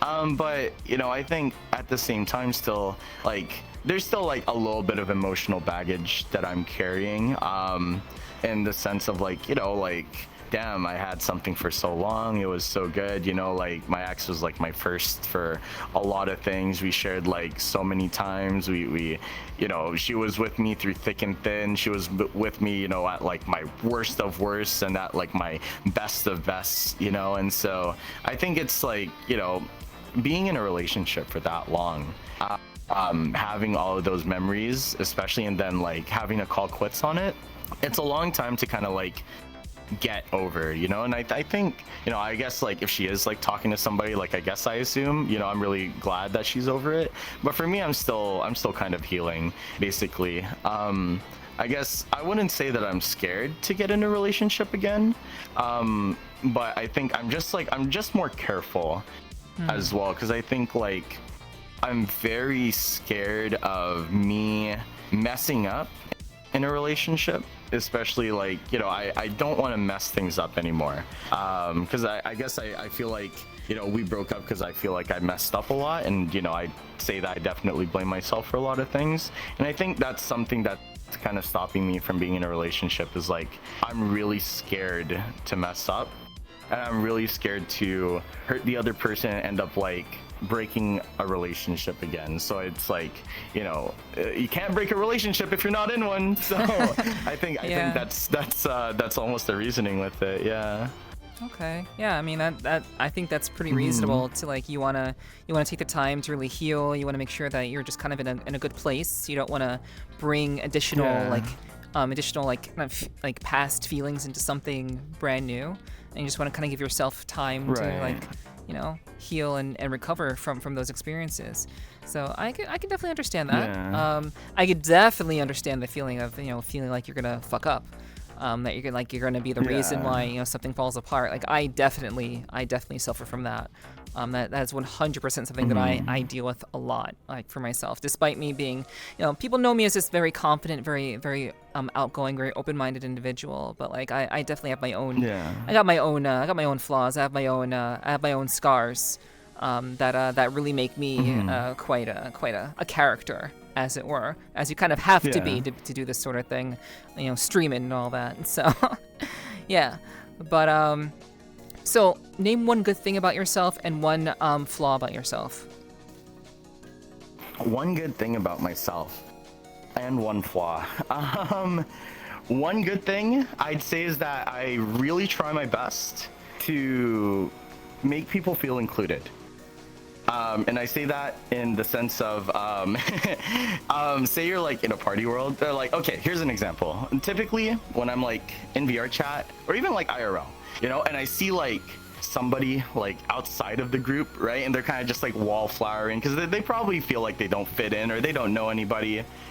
I try to help people feel included by being like, hi, so-and-so, right? I guess it's easier in VRChat because you can have nameplates on and it's like you see their name, right? So like, let's say like if you were wallflowering, right? I'm with my friends and then like I noticed you's like, oh, hi, Neph, right? And then, you know, you like say, oh, hi. And it's like in that moment, like people feel like noticed. And I think it kind of opens the door to help people feel like, okay, you know what? Like this person said hi to me. Like now I have like a social group that I can join into in this party that I felt awkward in, right? So like that's something that I really try to do because I know like for me being, you know, I mentioned earlier I had to train myself how to be social and I wasn't like, you know, the extrovert that I always was. And so, you know, I guess I kind of feel for people who probably feel a little bit awkward in social spaces. And so I try my best to help people like feel included, you know, and I know even like within my community there are people who, you know, they've like told me like, you know, hey Abe, like I'm a generally like extroverted person but I want to grow. And I have seen some people grow in my community where, you know, they started off in my community like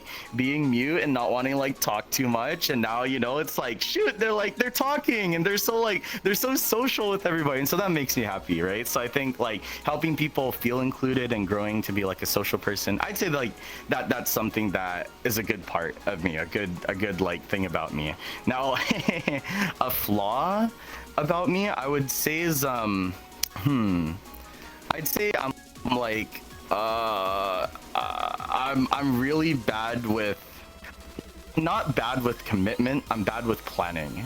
Like, cause I definitely want to do things, but then it's like the whole planning aspect of it is where I really suffer, because it's like for example, like I knew I wanted to do like a community night for so long, like my first community night with my community, and it took me like almost a month and a half to finally eventually like get the announcement out there.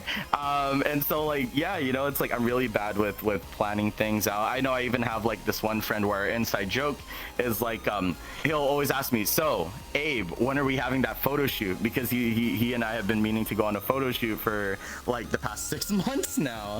So that's kind of like my flaws. I'm really bad with, not bad with commitment, but bad with planning things that I want to commit to. Yeah. Okay. Yeah. And I know you say you're not bad at commitment, because like that would, like it's interesting that you say that you're bad with planning, because like again, you come from a business background, like your specialty was marketing. Yeah. Like I imagine you had a lot of planning involved to kind of make that work. So I guess. Well, like, I think where's the difference? The interesting part is like, well, with marketing, I think like I mentioned before that my like thing is virality, right? Like figuring out like how to get big, how to like what's like what can get viral, you know. And I think a lot of those things are very like on the fly. So I guess like they're the most planning I do in terms of like let's say let's apply to like my Twitter. I haven't like posted in a long time on Twitter, like granted, but you know, when I do get on like my Twitter like flow, I guess you could say, you know, I definitely like plan it out. So here's like my Twitter special sauce for anybody who like wants to know. Okay, so like let's say for example, me right now, I haven't like posted for a long time on Twitter, so the algorithm for me is like really ass. It's really bad. So I know that with the algorithm, you need about like 2 to 4 posts to kind of get back into the algosphere, I guess you could call it, right? Get your rankings back up, right? So I'll plan it out with like, okay, I know I need to do like 2, 3, 4 posts. I know that I could do it every day, but it depends on the performance of the post. Like if it's like a lot of traction, then I'll wait like longer. If it's not a lot of traction, maybe I'll just wait a day instead of 2 days, right? And then like, so that's like my plan. It's like, okay, I'll do like some like, I'd say like light posting, right? Like try to get my name back out there, and then for like that like one post, the coup de grace, the Hail Mary pass to kind of like, you know, like so I can end my Twitter roll again, you know, as boom, like the big one, right? Like what I think is gonna get me like that big like follower boost, because I know like with my Twitter it kind of moves in like 300 to 500 follower increments whenever I have my Twitter roll. So it's like that's kind of like my strategy though. Yeah, and so that's probably the most planning I do, you know. It's like, so that's why I say I'm bad with planning, not commitment. Is like I know what I want to do, like I can commit to what I want to do, but it's like the planning, it's like the deeper things. Like for example, the person that wants to do a photo shoot with me, it's like, okay, we know we want to do a photo shoot, but the planning aspect, okay, when are we gonna do it? Like what are we gonna do? Where are we gonna go? That's like where I struggle, right? So I know what I have to do, I just don't know how to do it. Yeah, but it's very on the fly with me. Yeah. Okay.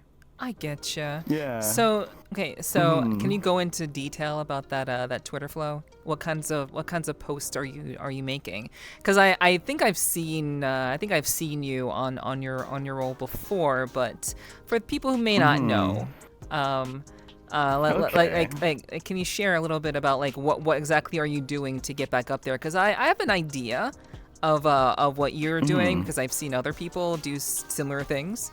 So like what are you thinking? Like, what do you usually do? Well, I guess like to describe my Twitter, I always say that my Twitter is very much so, I call it eye candy content, right? Yes. It's like, it's nice to look at. It's like, it's good to the eyes. It's like, oh damn, like Shotty with the thick back, you know, like she looking good over there. Like that's what I mean, you know, like that's the kind of content I post. Cause I know like for me starting off in like my content creation journey, like so I don't want to do like super lewd stuff. Cause one, you get shadow banned on Twitter. Like you won't come up on like searches. Second, it's you like, so say like catching an avatar like fully nude, for example, in that sense, that's like almost the end, you know what I mean? And I say that in the sense of like why I post eye candy content is kind of like knowing the psychology of Twitter, and it's kind of like, oh my gosh, like she looks so fine, like surely soon she'll post like more of her body. Surely like she'll like show more than just like her posing like that. Surely next time she'll like, you know, show like, you know, full on like chest or whatever, right? And I think like that kind of like gets into the heads of people where it's like, you know, oh man, she looks so good, like I'll follow so that I can first see more content like this because I like how they look, and second, maybe they'll show more in the future, right? And I guess like I kind of cuck people out of that by never showing more than just me looking like cute and sexy. That's basically right? the OnlyFans. That's basically the idea. OnlyFans methodology. Right, exactly. Like if you want that kind of content, like hop on like the fan sites, you know what I mean? Yeah. But then when it comes to like Twitter, I think like it's the best thing for algorithm, and it's the best thing for your growth is like be eye candy, look good, you know, like or like otherwise, like the one other thing that I've started doing, because I wanted to, you know, move my Twitter to actually start integrating more of my Twitch content, is I've started like posting clips of like, you know, me on stream. That's also been getting a lot of traction because I want to be known as just like, you know, more than just like being eye candy for people on Twitter, but I want it to be known that, hey, I also stream, because this is like something that I'm doing more often now. So that's the other thing I do as well, you know. So one, on Twitter I look cute, and second, I post like interesting clips from my Twitch streams. Yeah. All right. And you say you do it like in 4-day increments. So can you explain how you spread those out, like specifically?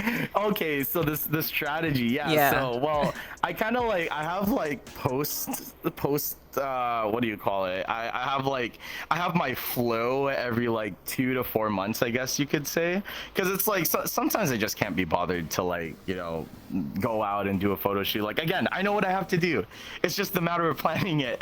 And so you know, sometimes I don't like go on photo shoots or for myself to like take photos for content, or like, you know, sometimes like maybe I'm just not able to like go in and find like decent clips for a while, so I don't post. But then when it comes to like the strategy, it's like, yeah, you know, like say do like one post every 2 to 3 days. Like the most important thing I think is, quality over quantity, right? You don't want to like flood people's like timelines because then they're gonna get tired of you, right? So like for example, right now, like I know people know me, and chances are like the next time they see my content, they'll be like, oh shoot, this person still exists, right? And so it's like you kind of like pop up again for a little bit.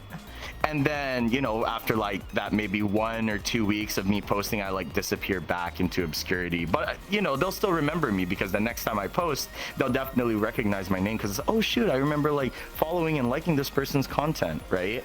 And I think like in terms of like, I guess like in this TikTok culture that we have right now, right? Like if you're on your timeline, like there's a reason why you're not seeing the same content from the same creator if you're on TikTok or YouTube Shorts all the time, is because obviously if you kept seeing that, you would get tired of that content. So it's kind of like, maybe you'll get like 1 or 2 videos on your session, put your phone away, maybe you won't see it again for like a week or 2, and then all of a sudden it's back and it's like, oh shoot, yeah, I remember, I like watching this person's content. And so that kind of works in the same way with Twitter, is it's like, post quality, not quantity, and don't make people like get tired of you, right? If they see too much of you, they're not going to want to see you at all anymore, so let them see you for just a little bit, right? Remind them that you exist, remind them that you got that banging ass content that you're posting. After that, it's okay to fade away into obscurity a little bit, and then like not be relevant, because know that because of your previous posts that were relevant, once you get back into that Twitter flow and that like algorithm flow, you're gonna like start ranking really high again. Yeah. Okay, so would you say that your the way to basically, I guess, get into the algorithm is to it is a necessity to be cute, hot, whatever? Well, I guess like it totally depends on your content. And I think the main thing, it's like the same thing that applies with streaming, like experiment, find your niche, find the content that you want to do, and find the content that, your audience likes to see. So like my personal like style of posting content is like definitely like suggestive looking photos, definitely showing off like some nice assets of my avatar, followed by a, like, I call it like a down bad quote, right? Like, yes.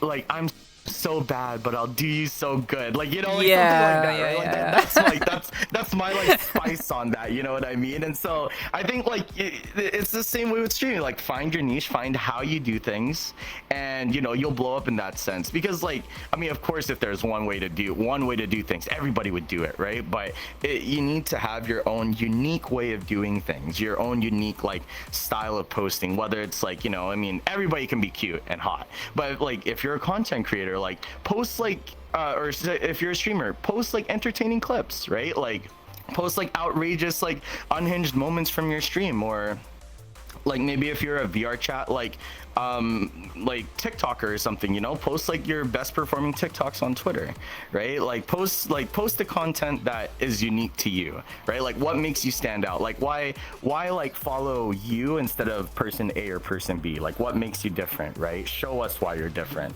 and that'll definitely bring you like the audience that you want. Yeah, and it's really great that you say all these things and that you're able to communicate these ideas and concepts, essentially about social media marketing so concisely. It's like it's really refreshing to like have someone be able to like say the things that I already kind of basically know subconsciously. Yeah. And I guess I won't get into my whole social media thing, but like I definitely know what you're talking about and get what you mean. But it really is kind of like, it's definitely it's difficult to do. It's difficult to kind of find, because like my moneymaker is my voice and my brain. Yeah. No, So... you do have a good voice. It's a really good voice, I have to say. It's Thank really you. good.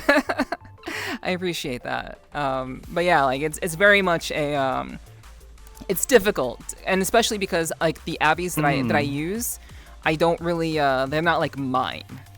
So like I always kind of like, I'm always like hesitant to like do stuff like that, because it's not like actually like my own. It's not like something that like I own or that I kind of created. But I guess like what is your stance on that? Like do you have a particular stance on like posing in avatars that you don't particularly own as of yet? I know you said that one is paid for, but like, what's your thinking about that? Do you think it matters? Does it matter? So it's like half yes and half no, you know? So for me personally, I see it as your avatar is your, like, that's your image, that's your brand, that's your identity, right? And so keeping a consistent avatar that you use all the time, I think that helps a lot, regardless of whether it's like custom or if it's like paid for. Because I mean, even if it's paid for, like the easiest thing to do is like make like slight edits to it to make it, you know, more you. So like, for example, this one, I haven't had to do any like crazy edits to this avatar. The only thing that I actually have edited on here is like, I mean, it's not showing my fishnets right now, but on my fishnets, there's like a little like heart. And it was always empty for so long, but I knew that I wanted to add like something that was VR gang related, like my Twitch team, right? I want to add something VR gang related on my avatar. And so that's what I ended up doing was I put it in that like little space, like that little heart in my fishnets, the VR gang logo.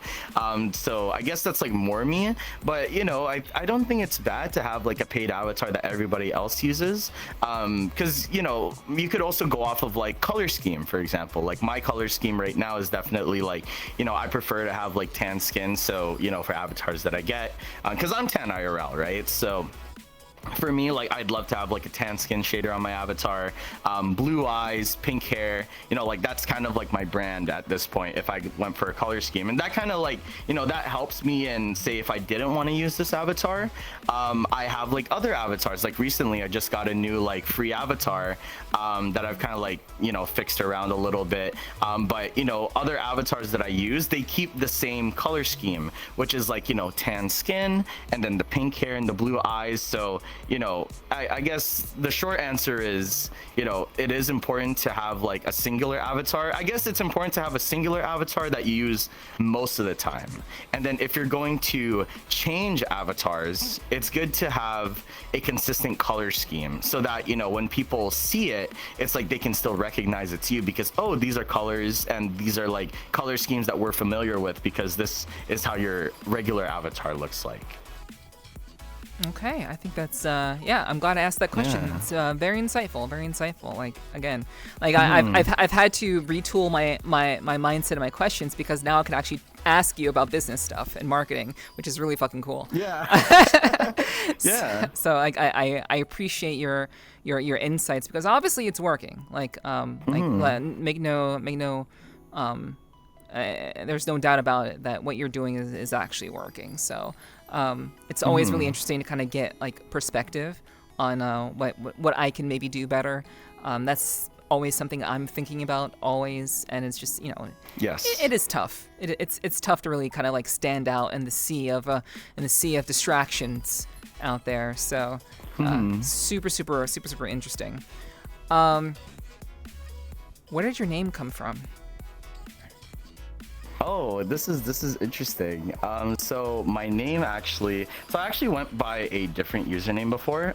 Interestingly enough, my Twitch username, or my Twitch account actually in general, is actually, it used to be attached to like my work stuff because I used to like moderate on this account for like an old work like account that we used to stream on, but then I needed to change the username because first the username was too similar to like being close to my IRL name, and second I didn't want it to be like people see me from like my work like world and they'll be like, "He's a girl now," you know, because it's still taboo to people. Yeah, right? yeah. So it's weird, and I don't want to lose that.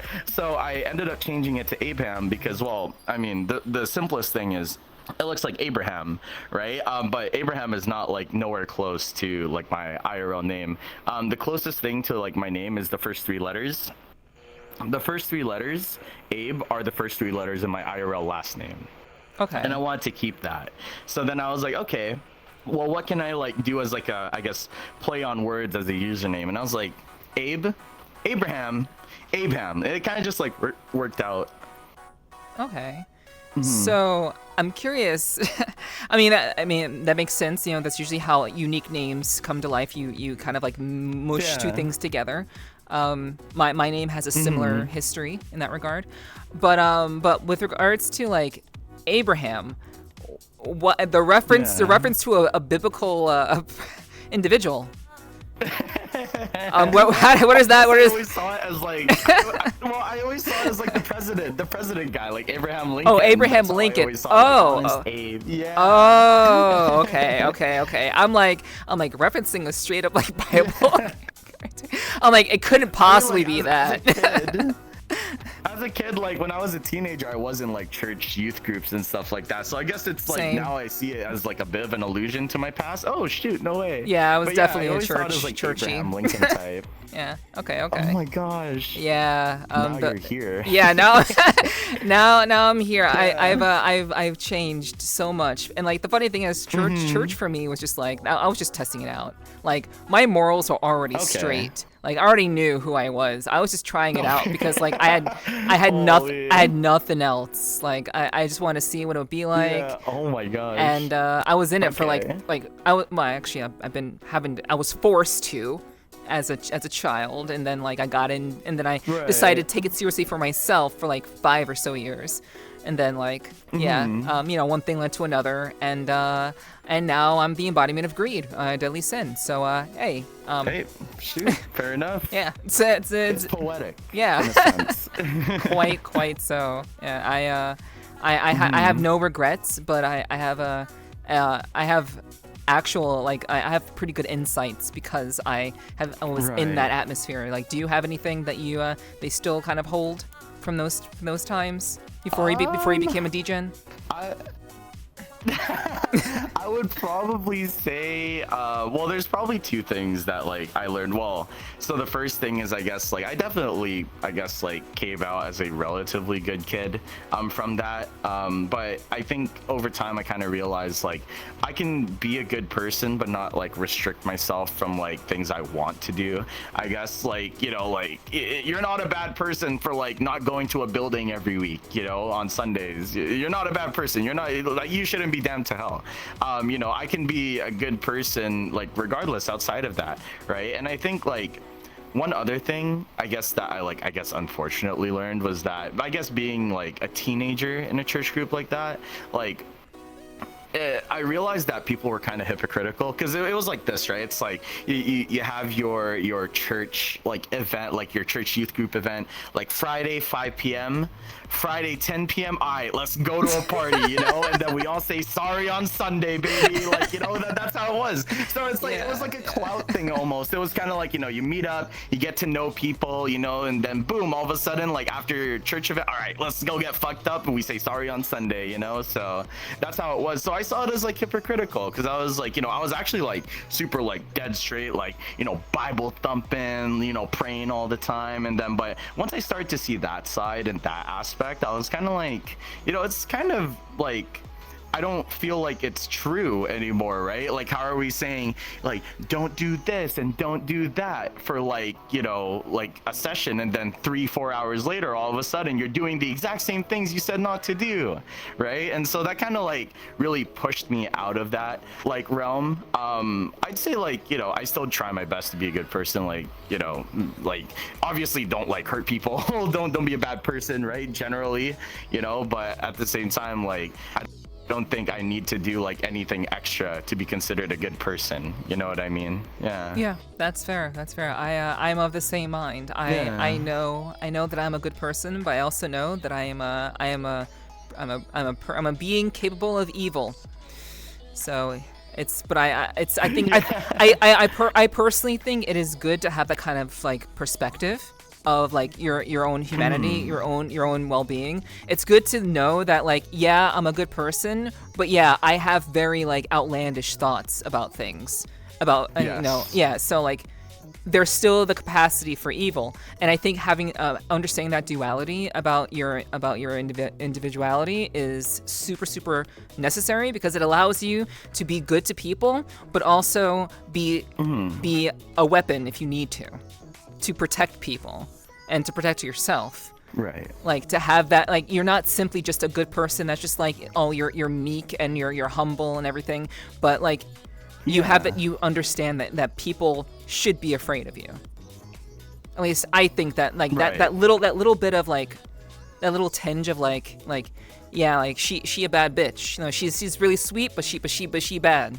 She can be really bad, like actually. So like I think that's to me I think that's Right. important. Like what do you think about like that sort of duality? Yeah. Like psychologically speaking.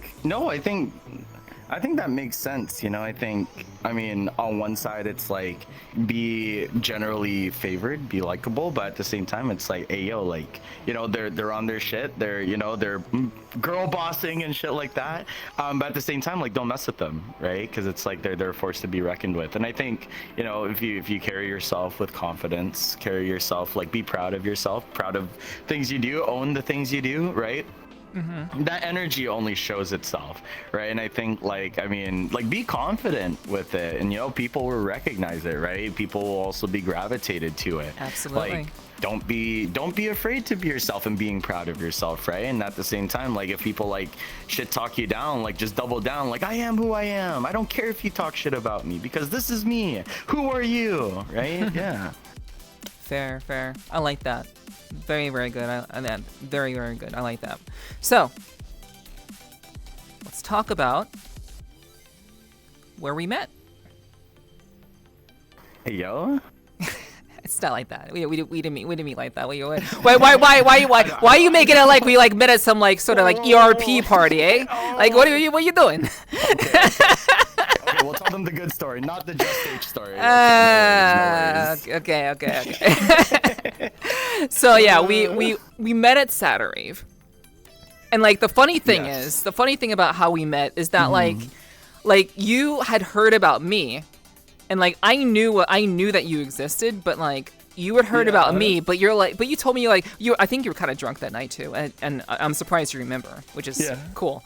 But like you're like, like you're like Nepherti, like you like doing the podcast and stuff.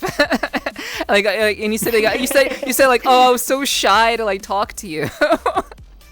I was. You have this like air of like, cause I guess that's what happens, right? Is like I knew of you and you were always like around, but I never got to interact with you. So it like, I guess subconsciously it's like, damn, it's like difficult to talk to them. And then like over time it's just like, shoot, like now I'm shy. Like how am I gonna interact with them? How am I gonna act, right? And so I was like genuinely like kind of like, oh god, like they're there. Like I need to say hi. How am I gonna do this? And I just opened up with that, like, geez, like you're that person that does this, but I've been so shy to say hi, but we're finally saying hi, and this is really cool that we're saying hi now. Yeah. That was pretty much what you said. I think that was almost word for word what you said, like first thing. Yeah, but like, that was so, it's so interesting because like you're like this immediate, like you like grew to like over like 1K followers. You like big time streamer that's just like you're just having a good time. you're just having a great grand old time. And meanwhile, I'm over here with like five, probably at the time I probably had maybe like 500 followers or something like that. And you're like, oh, it's the Nepherti. I'm like, what the fuck? Like I'm nobody, dude. Like what are you talking about? Why are you shy to talk to me? Because you like interviewed all my homies. Oh shoot, I hit my table. But no, you've interviewed all my homies and stuff. That's why I was always like, dude, all of my friends are around her except me. Like, when will it be me around them? Well, I mean, here you are, and you know, it's. I know, this is great. Yeah, I mean, it only took a couple of months, but no, we made it. We're here, and so like, obviously you were like very much into like the whole like rave culture, and like you're like a party animal for sure. So like I guess how did you hear about, well, obviously you probably heard about Saturday because you joined the Undergarden and everything, and like you're like a part of that community, so you heard about Saturday through, because you met Red through that community. Well, I'm connecting the dots myself, I'm sorry. It's just No, you're good. So I guess what was it about Saturday that I mean, do you usually go to like rave events in VRC, or is Saturday kind of like the one thing that you typically do? I would say I definitely do go to like rave events. Sorry if my chair is like squeaky. But I definitely do go to like rave events. I'd say Saturday Rave is the one that I go to the most regularly. Now, like before I started streaming, or I guess I like even before I started streaming more seriously. Hold on, I just have to like. Oh, I felt a burp like coming on. I'm sorry. No worries. But yeah, no. Before I guess like started taking up more of my time with streaming, I did used to go to like tons of events. Like there's Zumair, who hosts like a DJ night every like Monday, Wednesday, and sometimes Friday or Saturday nights. You know, there's ShelterCon, there's Refuge, there's so many like DJ events that are constantly like going on so often. But I'd say definitely Saturday Rave is the one that I go to most often because, like you said, I met Redacted through the Undergarden, and I don't know. I guess like I'm really lucky to like see him grow as well because I know, you know, me being kind of like a new person, I felt like an outsider coming into like the whole group, but you know, Red and I like instantly became like really good friends, and you know, I came to like his first few Saturdays, and I know like you know, there was this one fateful night where like homie like blew up out of nowhere. It's like, because usually Saturday Rave was like, before it was like, you know, 15-20 people. It's like, you know, people that know Red and this and that, right? But like there's this one night, it was like sometime in like July, middle of July or something, or like something like that, where it was like, it was a full lobby, 80 people for the entire like Saturday. It was insane, and like, you know, all the streamers came by, and that was like wicked. And ever since then, it's like become like such a like big popular event to like attend to. And so I guess it's kind of become like the nexus for, you know, every Saturday, you know, people within the community like pull up there, you know, and everybody that's pulled up there so far, like I've ended up getting to know over time. And so I go there, one, of course, to support my friend Red, because you know he's a homie of mine. I love like going to his events because they're genuinely like awesome and a lot of fun. But Absolutely. two, I go there to like hang out with my homies, you know, like all my homies I know will pull up. Like it's basically like a done deal. Like, you know, oh shoot, Saturday, like people ask me what I'm doing. Oh, I'm probably pulling up to like Saturday, you know, like that's a done deal. Like 100% I'm pulling up to Saturday, you know. So that's like you know, if I'm bad with planning, that's the one thing I plan really well, at least, is going to Saturday every Saturday. Yeah. Nice. Okay. Yeah, I definitely feel that. Like I wasn't able to be at Red's Saturday this past Saturday, but I listened to that set, and my God, it was fucking popping off. It was his best set he's had so far. I felt that. I felt that so hard. I wasn't even there, but I felt like this is the best set that I've ever heard him do. And that it was a journey. Yeah. It was 100% like pure storytelling journey, like, and like you felt like everything from that set, and I completely enjoyed it. I don't think I could say for the whole thing, because I think he went like an extra like 2 hours, I think, something like that. Yeah, he went like 4 hours. Yeah, it was fucking crazy. Wild. Yeah, I could only stay for like 3 because I had to go to sleep. I hadn't slept that day, actually, so I had to. Oh my gosh. Yeah, I had work stuff, so I ended up staying Friday into Saturday. But anyway, I want to talk about community. I want to see like kind of like where your thoughts are in regards to community. So like, obviously you found this really great group of people. Obviously I have too. I always feel as though like I feel like I'm an insider at one point, and then sometimes I feel like an outsider, because like I'm just kind of doing my own thing and creating my own content, and sometimes I just don't feel very social. So like I'm glad that I'm a part of the Undergarden. I'm glad that I'm obviously important part of the group, of the community there. But I want to kind of know like what your thoughts are about community. Like, how have you always like I guess experienced community in your life, or is this maybe the first time you've like felt like you're a part of something? Because for me, it really is.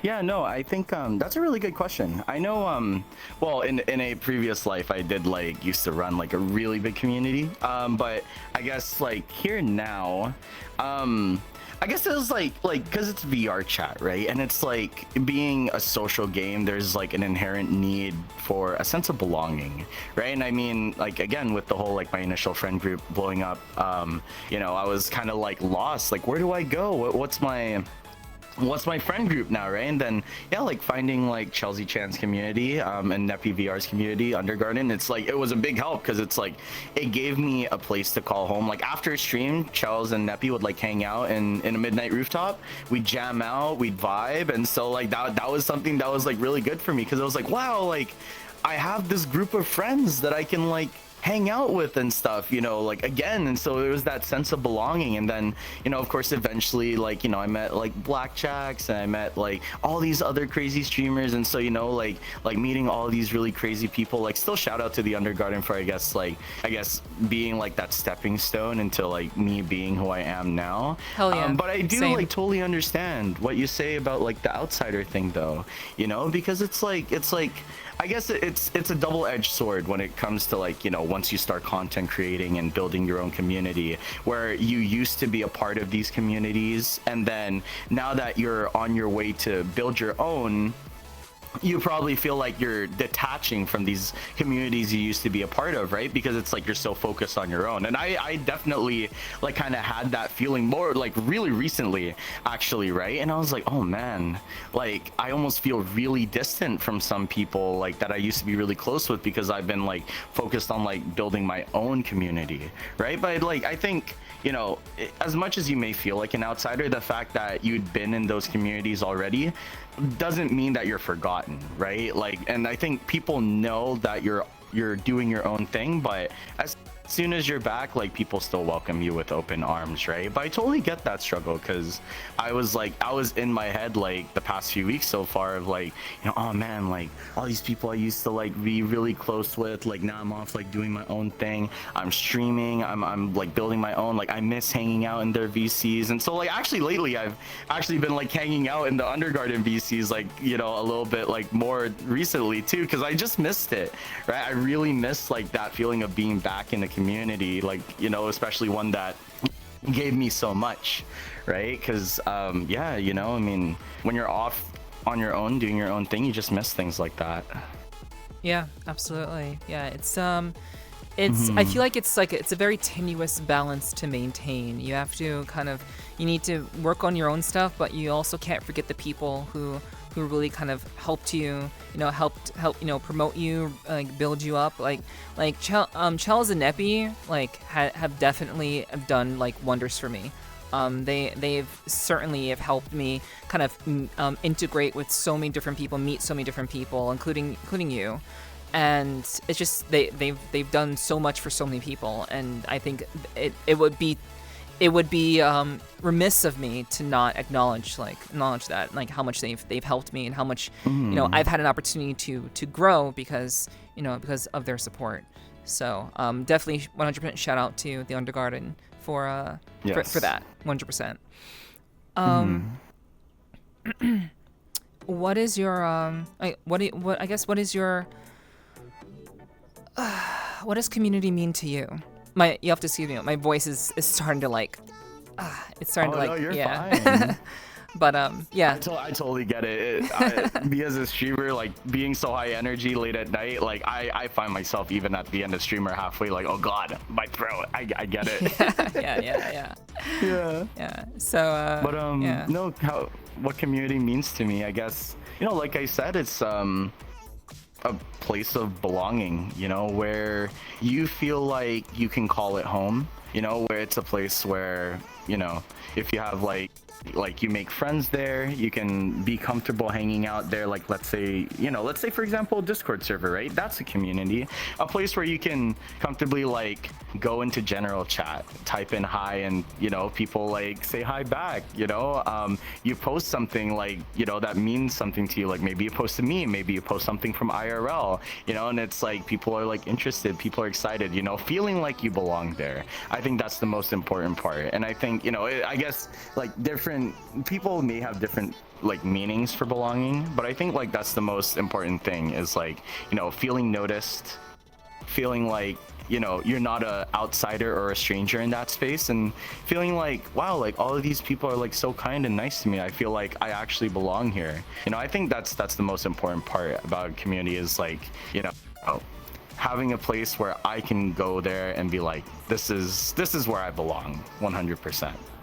Yeah, it's in my case, it's been very, very difficult for me to find something like that, find a place like that. Like I'm sure there's been at least like one or two points in my life where I felt that on the internet, but I know there's this massive gap where I didn't really feel that. I mean, there was a point where I was competing in fighting games, so like I had like a place in that circle for like a period of time, and then I kind of fell out of that, and now I'm here in VRChat, doing interviews and just being a complete fucking degen for peeps. I'm a quality degen. I have brains, but sometimes things that come out of my mouth are kind of ridiculous. Yeah. But That's fair. yeah. So like Yeah. I like that whole feeling of like belonging, I think is incredibly important. But that's also something that I've also very much struggled to kind of like, I guess, to kind of bottle up and give that to people. Like to give that sense of belonging to people, I think is extremely hard to do. And I know you have your own Right. Discord, so I'm curious how you personally go about, trying to make people feel as though like they belong there. Like what's your strategy towards that? Well, I do want to, since you mentioned this, I do want to like shout out like my mod Eva for like helping me out with that, because this was actually something that we talked about, me and Eva, like my mod. So she mentioned to me like, hey, like, you're kind of on your come up, and your server needs to be more than just a, hey, find out when I'm live, right? Like, make it a place for people to hang out. Like, I guess like the one of the examples we were talking about was like Ava VR's server, where like Ava doesn't have to be so active in it, but it's not active because she's in it. It's active because of the people, right? And you want to nurture that kind of like environment of like people can just come there and feel comfortable to like be social in there and like make friends with each other, right? And so I guess like even like how do I say this? For example, with my server, like I guess because it's still building that community, right? And I think like we have a relatively decent like community going on right now. Like people are active, people will do their like, oh, good morning messages, and it's like, general chat pops off, people put stuff in their respective like channels for like IRL memes, this and that. So it's definitely like on the way there. But I think early on, especially in building a community, people are coming to the server for you, the streamer. And so, and with building a community, you need that sense of like getting noticed by the streamer, I guess, right? Like and fostering that attention, right? Like if you give attention to your community, the community will give attention back, and then eventually over time, because they're all kind of like around you, they start kind of like interacting with themselves, and they eventually all become friends too, right?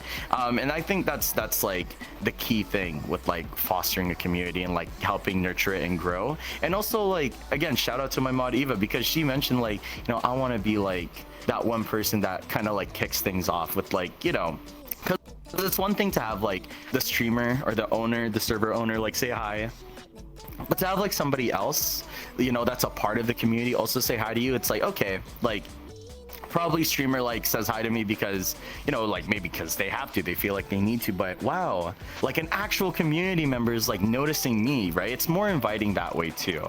And so I think like it's one part you as the streamer, as the community owner, playing your part, noticing people, and the other part is like your mod team or like other pillars of the community, other like people in your community that do their part in like helping new people that come into the server or community like feel welcome as well, right? And so that way like it nurtures, builds up, and fosters the community aspect in that way, and eventually people feel like they have a place that they belong.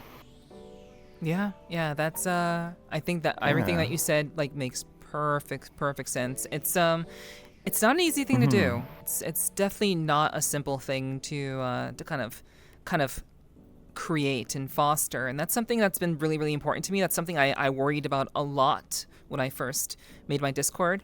And the funny thing is, my Discord hasn't even been alive for like a year.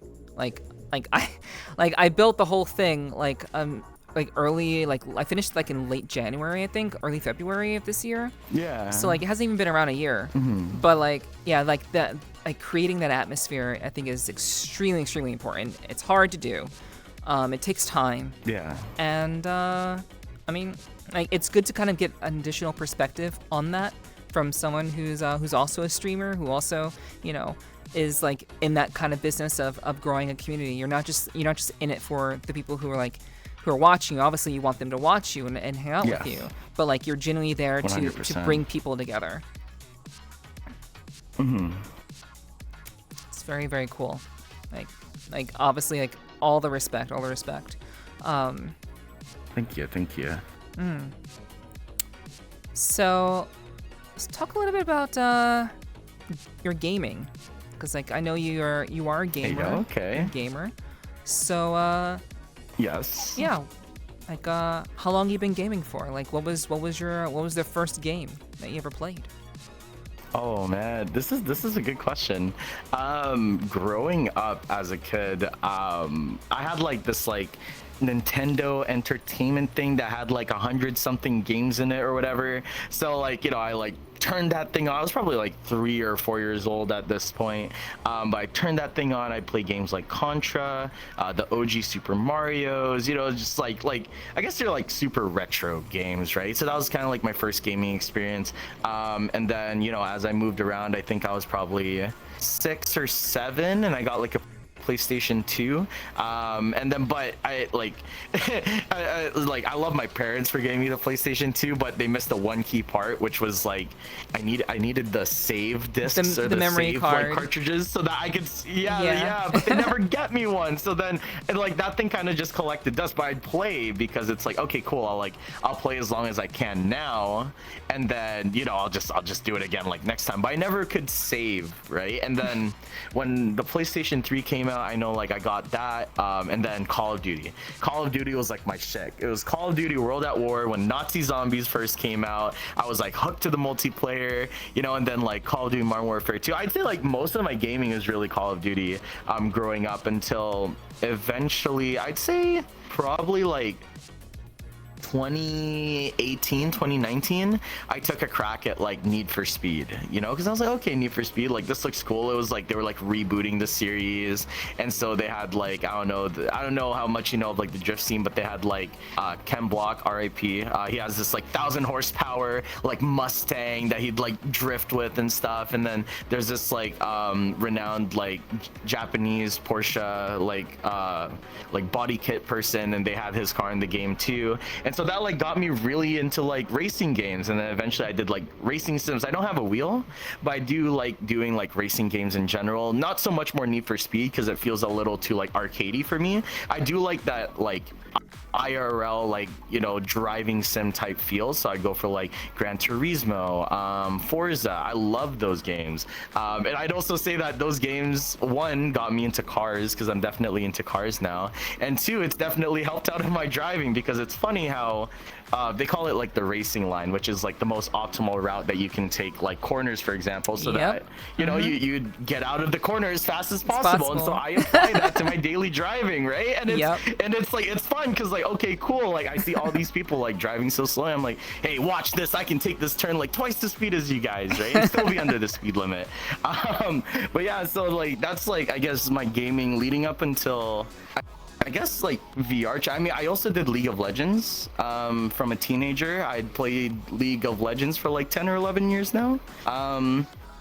And then I guess that's really about it. I mean, I try like Fortnite, I try like Grand Theft Auto as well. But I guess for the most part, like, you know, shooters for sure. Like now I'm into BattleBit like really hard because I've been looking for a really good shooter to get into, but I did not want to get back into Call of Duty because personally for me at this point, it feels like Call of Duty is the same game with really minor like reworks every single year. So it's like every year it doesn't feel like it's a new game, but you know, compared the game 5 years ago versus now, it's definitely a different game.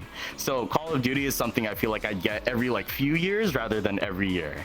But I've been looking for a new shooter, and yeah, Battlefield has been like the one for me. I mean, I love the chaos, 254 people in one map, you know, just like guns blazing, everything's going on all at the same time, you know, like realistic shooting physics and everything. Like that's really like been my thing so far, and so that's why I play it so much. And then yeah, every once in a while, like I'll start dabbling back into like League of Legends and stuff like that.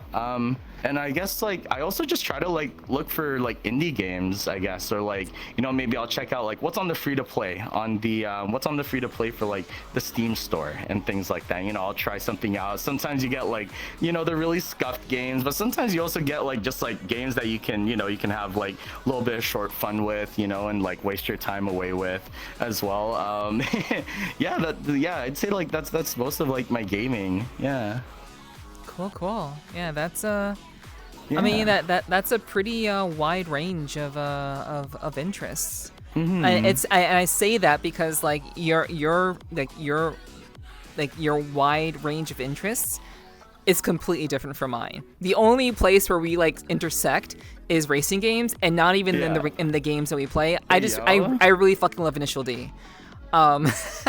So like, Okay. I didn't see. I love Initial D too. Yeah, I You love catch me Initial at an D. arcade? Hey, Yeah, okay, hell yeah, okay. yeah. That's my shit. I like this. Yeah, but like that's like that's the only like thing I know. It got me sort of kind of into cars, Yeah. and like it did also help me like understand like the racing line and everything like that. Like I fucking love that shit. Like that's to me like that's exciting. That's what makes driving Yes. exciting, for me. But yeah, that's like about it. Like literally none of the games that you mentioned are ones that I played. Which is really funny, except for the OGs. The OG stuff I played, but Okay. but yeah, like everything like going into like, you know, PS2, PS3, like I'm just like I've always been more RPG. I've always been very much RPG related. Occasionally so you're like action. a WoW player? Is that what you're saying? You do like WoW and RuneScape? No, actually, no. I did not actually get into WoW, Okay. surprisingly. And I didn't get into WoW because I didn't have the money to pay for the subscription. So, and I also didn't have the that's fair, technology. yeah. I've always been behind on technology. So, like, I just did not have the means to like play that. But, you know, but I always just played like the JRPGs, like the strategy RPGs, turn-based stuff. I was really big into Sonic. Interesting. So, Yeah. Oh, Sonic's good. like yeah. early Sonic, not modern Sonic, early Sonic. And like I always play fighting games. Like fighting games are my jams. And now I play a pixel indie games. And that's like I love story. I love games with story and character development. So that's kind of like where I've kind of settled in, which obviously still falls into the RPG genre of gaming as well. So yeah, you'll probably see me playing FF14 at some point down the line. It's I don't know if you're familiar, but it's the MMO that competes with WoW. But I would say I think 14 did overtake WoW, I believe. But yeah, basically like they're like the two major MMOs. There are a number of other ones too, but they're like kind of the major players on the scene now. But yeah, that's kind of where I sit. But that's really interesting. Like it's like your path sounds very, very typically like the typical masculine direction, you know, like I like to see things go boom. Yeah. Things go boom is nice. Big number go big. It's true. Yeah, I guess it's very I love it. yeah, so like I totally get that, but that hasn't quite been like my path. But I think it's interesting to like to find that out about you. Yeah. What's your favorite game? Favorite game? Oh man, that's a good question. I mean, I guess in terms of like the game that I play the most, it'd probably like obviously be VRChat.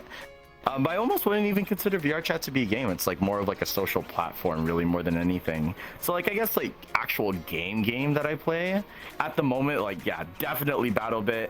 Outside of that, like over the years, like I definitely changed like my favorite game over time. Like I'd say for a good chunk of like, you know, my high school years was like League of Legends. Like that was my shit. My cousins got me into it. They're like, hey man, like try this game. And then I remember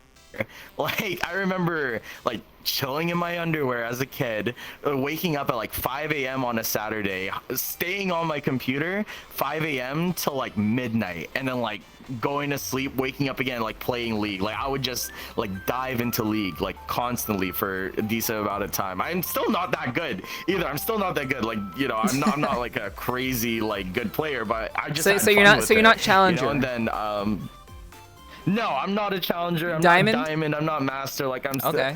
no. I am a comfortable like mid silver. So you know, I'm still like I'm okay. I'm not trash. I'm not iron or bronze. At least I don't think I am.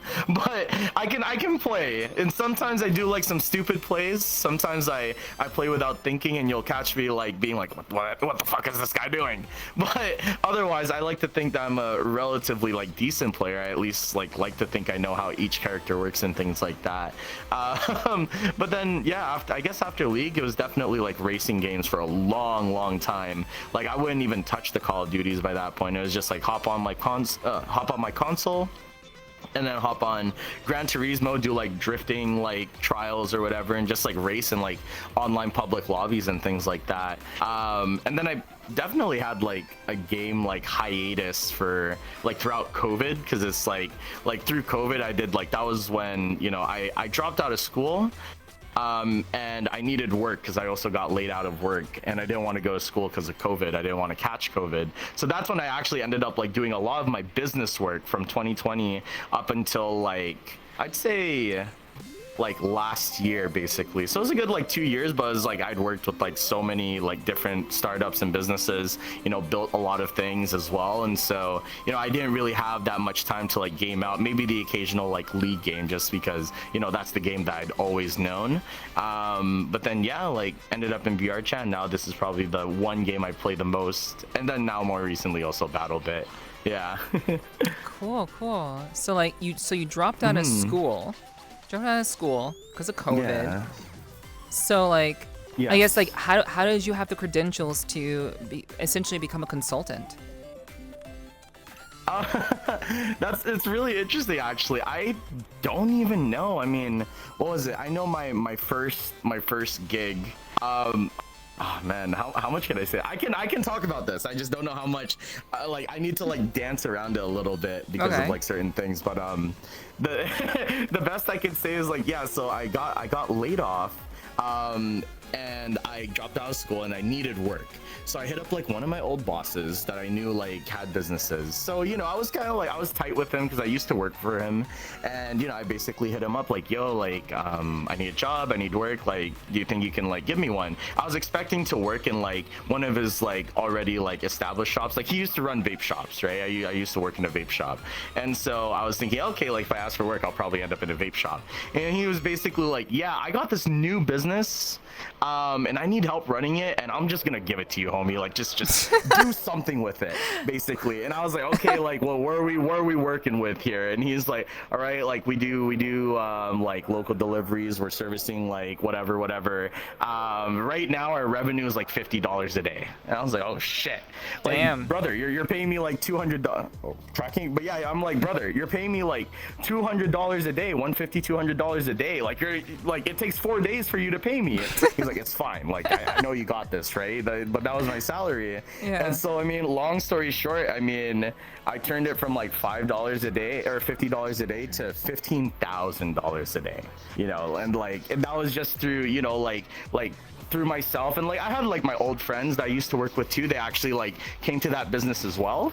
And so yeah, like I worked with them, and then we were just like, you know, working the ins and outs. And you know, I think like the beauty of it was that it wasn't so much like school, like I had to apply like something I learned, but it was more so actually going through it and then like figuring it out on my own, that was like, that was the most fruitful, most rewarding aspect of it, because it's like, okay, cool, like, I am like learning it through my own way. And so I basically learned how to scale it from like, going from like $50 a day to $500 a day to like 1,000, 2,000, 5,000, then eventually like 15,000, right? Like steadily scaling, improving processes, like managing the work team size, delegating like duties and changing like, everything, just so that it can run as efficiently as it can, of course, cost effectively, things like that.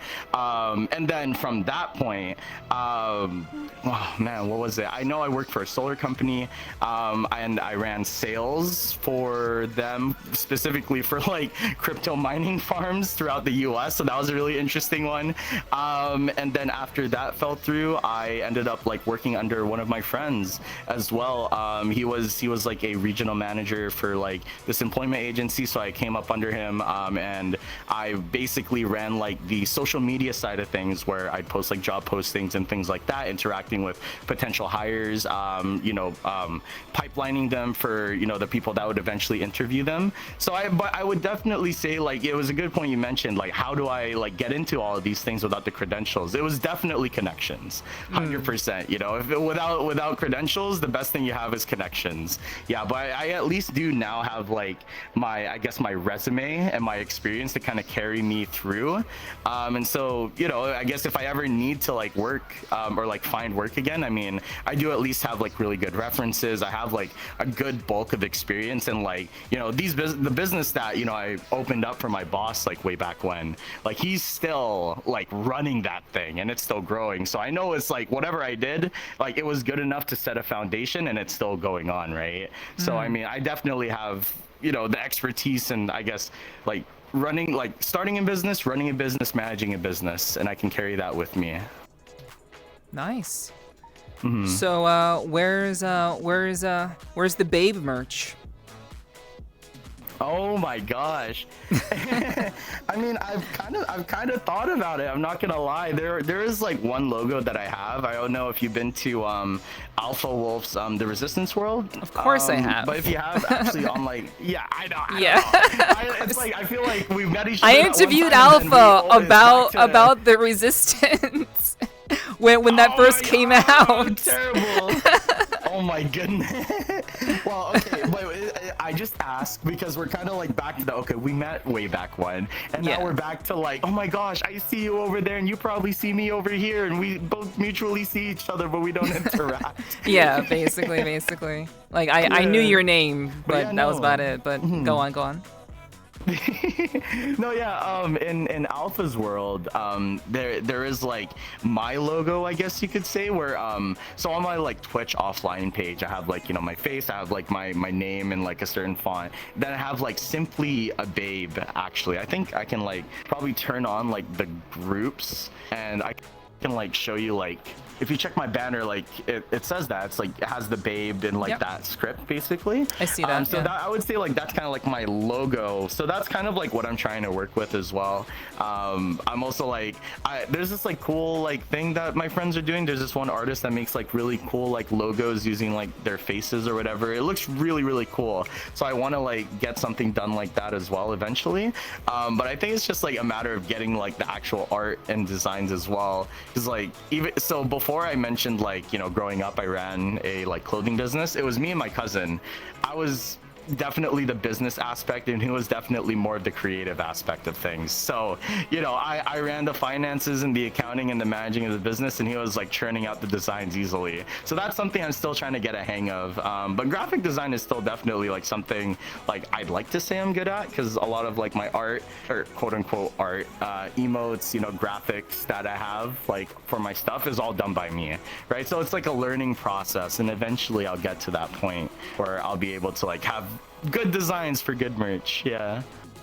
All right. Hell yeah. Like that makes perfect sense. It's definitely a like, it's definitely a process, and like you've definitely shown that like you have like the skills to like do this sort of thing. And it's really cool to hear.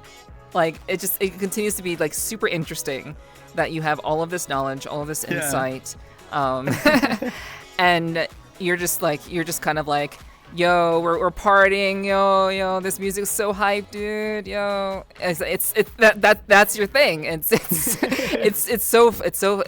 such a weird dichotomy. It's a very interesting dichotomy. And you say like you're not anything different from the way you are IRL. So you're not really, you're not separating your identity from anything that you're currently doing. Like everything kind of like fits. Not every. I'd say like, well, my online identity, I don't think like, not a lot of people know. I think like my closest real life homies. My closest real life homies are probably the only people that know of like this, like, you know, me like streaming and doing VRChat, and also like my friends who also stream, they end up knowing. But like otherwise, I don't really like keep like this, I guess, like out there. But I guess I mean in terms of like how I am as a person, like personality wise, how I act and things like that. Like you meet me real life, like this is what you're gonna get. You know, how I act in VR. This is like, it's just me, you know. So I don't try to like change up or anything. Maybe on stream I'm a bit more like unhinged, but you catch me like on the weekends at drinking night, like I'll be like the same that, you know, you usually see me. You know, I try not to act like differently, I guess. Otherwise, like if I'm off, it's probably because like I'm probably going through something. But otherwise, yeah, like, you know, IRL in VR, I'm like basically the same person through and through. Cool. I mean, I can certainly vouch for that. There are some minor differences, like I was talking about earlier. Like I was just kind of chilled out on my friend's stream. But yeah, like I definitely get that. Like more. This is more or less of like what I'm like. I'm also just kind of a little bit more, you know, stoic IRL, like a little bit more. But I'm still like pretty chill, pretty happy. I'm not happy-go-lucky. I'm chilled, and I'm relatively like level-headed. So like, you know, you're kind of getting like people see that, and like, but I think they read that as confidence, which, you know, I'm more than happy to, you know, let them feel that way about me, because, you know, I am pretty confident. Let's just be real. But anyway. Okay. How confident are you? Oh, I'm. Let me see. No, just kidding. Yeah, but yeah. So I'm pretty sure we've gone over like a good swath of things. We've talked about a variety of things. I'd like to know, like, we're kind of reaching like the tail end of things, and I want to know, like, what, like, I guess, where would you see yourself? Where do you see yourself in 2 years? Where would you like to be in 2 years? Where do I see myself? Like, where would you like to be? That's a better question. Where would I like to be? Let me see. Where would I like to be? Well, I guess, oh man, it's hard to really like plan like things out, like, or like really visualize like where I want to be, because I know, like, for example, you know, where I was like 2020 versus now, like where I was 2021 versus now 2022, like I never would have thought, you know, like even like for me as a streamer, if, for example, like going from, you know, just starting out, like you couldn't have made me believe that like I'd be where I am now, which I'm like super like blessed, super lucky to be, like, you know, at where I am now. I'm really glad to be here. But I guess, shoot, where would I like to be? If I'm still streaming, I'd like to like hit partner. I like, you know, I don't want to be conceited or anything, but I feel like, you know, if not by the end of this year, then hopefully by like, you know, halfway through next year, end of next year, like, I guess, you know, within the next like year and a half, I'd love to be like partner. Still probably streaming, but probably a bit more like diversified. You know, like I said earlier, past like being a VRChat personality, like I want to be a Twitch personality, but still really like carry the same vibe of like, you know, giving people a place where they can come hang out, you know, feel accepted. You know, you want to share like some music with me, wicked, you know, and we can all have a good time. Y'all can watch me play, we can like jam and chat and vibe as well. And I guess one other thing that I'd really like is I'd like to move back out, because I had to move back in with my family, just because of like work related stuff, basically. So because of that, like I had to move back in, and, you know, having to give up some sacrifices in terms of, you know, what I can and can't do, and VRChat being the place that it is, you gotta be a little bit more careful now. Yeah. If you're under your parents' roof, right? So, that's the thing. I'd love to see myself like moved out within 2 years as well. I guess my business, like I hope it's still like going on. I hope that I'm still like hustling in it. If not, I hope that I'm at least like set up in probably something like corporate-ish related or something business related, just so I can stay like within my field as well. Or even like I wouldn't even mind like exploring something else. Like actually one thing I've been looking at is going to school for like medical, just like something like medical lab assistant or like medical imaging, just like something that I can like have under my belt just in case like things go south. Like at least I have this credential that's like, okay, I can work in this field, right? Because I still haven't finished my business degree, so since I only have my experience, chances are like might be somebody else that gets a job other than me. So I'd love to be working in my field. If not, like hopefully something medical related, because that's something I'm really planning to do. If I'm still streaming, I'd love to see myself like definitely at least still be relevant, and at least more diversified as a streamer. Still maybe I'll still probably be doing VRChat content, but probably it might be a little bit more different because over time we also have to evolve our content with the times, right? And probably I'd love to also still see myself in VRChat, because I think there's a lot of people on this game that I've met where, even though they've only known me for maybe like close to a year now, some of them like less time, but they've been playing for like 4 or 5 years now at this point. So I'd love for myself to still be playing, seeing how this game like evolves as a social platform, as a content creation platform, as a place where people can come to do things and hang out and all that. So I'd love to see this place grow as well. So yeah, I'd love to be in VRChat. I'd love to still be streaming, hopefully different and bigger and better, and out of my parents' house. I think those are all. I think those are all very, very good, reasonable goals to shoot for. I think so. I would say so for sure. Yeah, and of course, I wish you the very best in all those endeavors. I definitely know what it's like to have to live at home.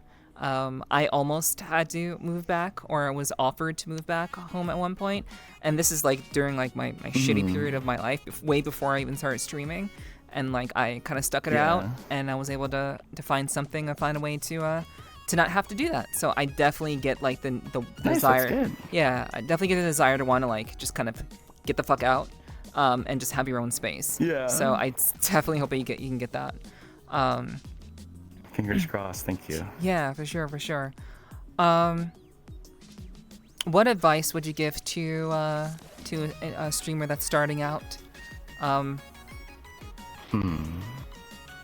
This is a good question. I like that you asked this actually, because I had a friend who hit me up recently and tell me like, and actually multiple people who have been asking me like, hey, I'm starting to like stream, like what's some advice? And I'd say as a of course I had a very different experience for myself. Like most people don't get the start that I did with the people I know and things like that.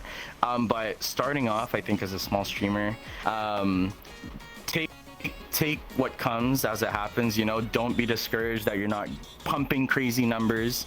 Okay, like if you get like 5-10 people, even if you get like 1-2-3 people at a time, like that's what matters, right? Like say hi to them, give them attention. People just want to be noticed. They want to be noticed by you, so make sure that you're giving them that. Be consistent, keep a consistent schedule. Experiment with your content, be willing to try new things, because before you know it, you'll land on the one thing that you like doing, and it's also something that people like to watch, right? So all of those things, I guess, like don't be discouraged regardless of whether you have low viewer count, high viewer count, right? Give your people attention because they're coming for you, right? And experiment with your content. I think that's probably the best advice that I can give. All right. Yeah. Yeah, that is that's relatively sound in my book for sure. And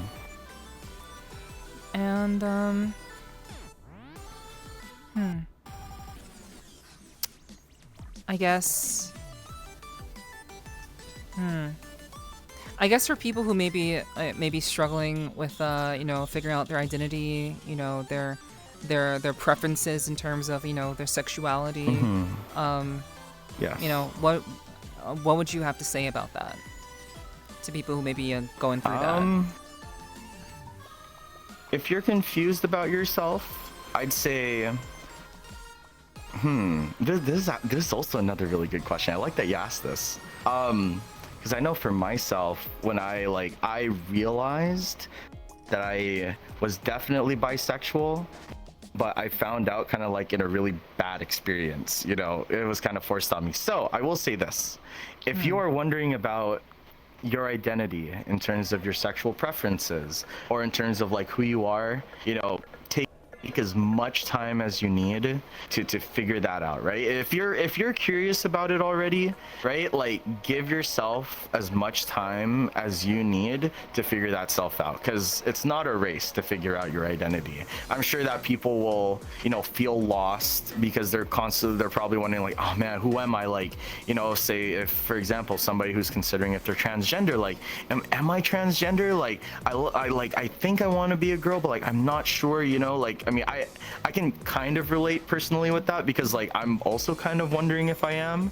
you know what I mean? But like, I'm not like clear cut with it, right? I'm still very much so in this like way of like I'm not sure, but like I'm curious and I'm really figuring that out, right? So like take your time, figure it out. If you're wondering if do I only like boys or girls, or do I like both? Like take your time, take it slow. If there's a chance to experiment and you're comfortable, like do it, right? Like don't force it or anything, because if you force it, like maybe you come out on the other side and it's like, shit, that was a really shitty experience, but now I know, which is what happened to me. Like I had a shitty experience, but shoot, now I know like I'm bi, Yeah. so that's cool, but shitty experience. So make it as pleasant for yourself as possible, right? So take your time, figure yourself out. There's no rush in figuring yourself out, right? And because I think once you find out who you really are, you're finally like comfortable with yourself. Yeah. I love that answer. Well, I think we have reached the finish line for the most part, and I really appreciate those very well spoken final words from you. Really do appreciate that a bunch. And I appreciate you, Abe, for sitting down with me and having a conversation with me, like, because that's really all these are. These are just moments. These are packed in moments where I get a chance to talk to someone and get to know them and try to get an understanding of what's going on up here. And for people to get a better picture of an individual who may be, otherwise, they may only see like one facet of like their favorite streamer, and I'm hoping that people who enjoy your content and like they enjoy what you do, hopefully they have a better picture of like who you are as a person, and maybe they respect you and will support you even more. I think that's very much a possibility. So I'm hopeful that this conversation has done that and has achieved that for you, and I'm just really pleased that we could sit down and just like talk as streaming buddies, essentially we're co-workers in this ecosphere of VRChat essentially. So yeah, we're colleagues. I like it. Yes, I like it. Indeed. Yeah. So where can people find you? Where can people find me? I actually made somebody told me to make a card.co. So my username, abehamm.card.co. That's card with 2 R's.co. Or on Twitter, well, it's not Twitter anymore, right? It's X. Catch me on the Zwitter. Catch me on x.com/AbehammVR. But yeah, my card has like all of my like social links. Like I'll have my Twitter, I'll have my Kick as well, and I'll also have my Discord link. If you guys want to go to my Discord, discord.gg/babecord. That's where you can find me hanging out as well and stay up to date on whether or not I'm streaming. And we're also gonna have like a community night like sometime next week. So if you want to hang out with me, like that'd be really cool. I'll have an announcement there soon. So yeah, that's where you can find me. Abehamm.card.co. Yeah. Yeah. Awesome. Yeah. So yeah. All right, and as always, if you would like to know where I am, I'm basically, you're watching this on YouTube right now, so obviously I'm on YouTube. Would appreciate you checking that out, see if you like the stuff that I put out there. Obviously, if you're watching this, you like something that's there, because this is going to be viewed there. You can find me on twitch.tv/Nepherti with 2 eyes, as well as on Twitter, x.com/Nepherti, also with 2 eyes. And if you are interested in getting updates about the podcast, about who's going to be on, we post teasers, we post like wrap up stuff, and we basically use a Twitter account for that. That is at Sweet Talking Pod. You can find out all you need to know about the upcoming guests there, in case you don't know. And also, you can join my Discord. There is a link available on my link tree for my Discord. I recently created a link tree, so you can check that out. You can find that on my Twitter. So that will be your best bet to know all of the places where you can find me and support me. And of course, there's also patreon.com/Nepherti if you'd like to, support me there. YouTube copyrights most of my videos because of the music that I play. So essentially, I'm not going to be able to get in their partner program at all. So if you're interested, just starting at $1, you can check out my Patreon if that's something you're interested in doing. But yeah, that's where you can find me. And with that all out the way, Abe, it's been an absolute pleasure to get to know you, for sure. And I know you said that you're into to indie pixel games. Yes. I don't know, that is definitely my genre. Now that I have a 2D model, that is a lot of what I'll be playing aside from Armored Core 6. I've been playing that on Fridays, my Friday stream, so tomorrow I'll be doing that. Yeah. And on Sundays I will typically be playing pixel indie games. And if you're interested, you can come by if you got some time. I don't know if it's, we'll be playing Valhalla, the bartending game. We've done 5 sessions of that. Okay. So if you want to hear some nifty voiceover work from yours truly, at least that's what people say. You can come around and check that out. So. Yeah, for sure. I'd love to. I think I was there for one of your Valhalla streams when I was in Mexico. I think I tuned in for a bit, and I was like, and you were drinking too. I was. So I was like, oh my god, I'm in Mexico. Yeah. So that was a good watch. I liked it a lot. Okay, cool. I'm so happy that you were actually there for one of them. That's awesome. Yeah, I try to. I usually incorporate drinking with the whole bartending thing. I think it's fun. So yeah. But that's what I got going on. And what do you have going on? You said you have a community night going on next week. Do you have Yes. Yeah. When do you usually stream? Do you have a schedule when you usually stream? I usually stream. Yes, my schedule for streaming on Twitch: Mondays, Wednesdays, Fridays, 12 a.m. PST, 3 a.m. Eastern, 8 a.m. UK time. So that would be Sunday turning into Monday, and then Tuesday turning into Wednesday, Thursday turning into Friday, for anyone who's confused. So yeah, that's Mondays, Wednesdays, Fridays, 12 a.m. PST, 3 a.m. Eastern, 8 a.m. UK time. On my Twitch, actually, there's a countdown panel that will actually count down to my next stream. And I also have the schedule actually posted up there on the schedule button. So if you check that, it'll actually and I think it'll do it to local time too. So if you guys check that, that'll show my actual stream schedule. So it's every Monday, Wednesday, Friday, 12 a.m. PST. Yeah.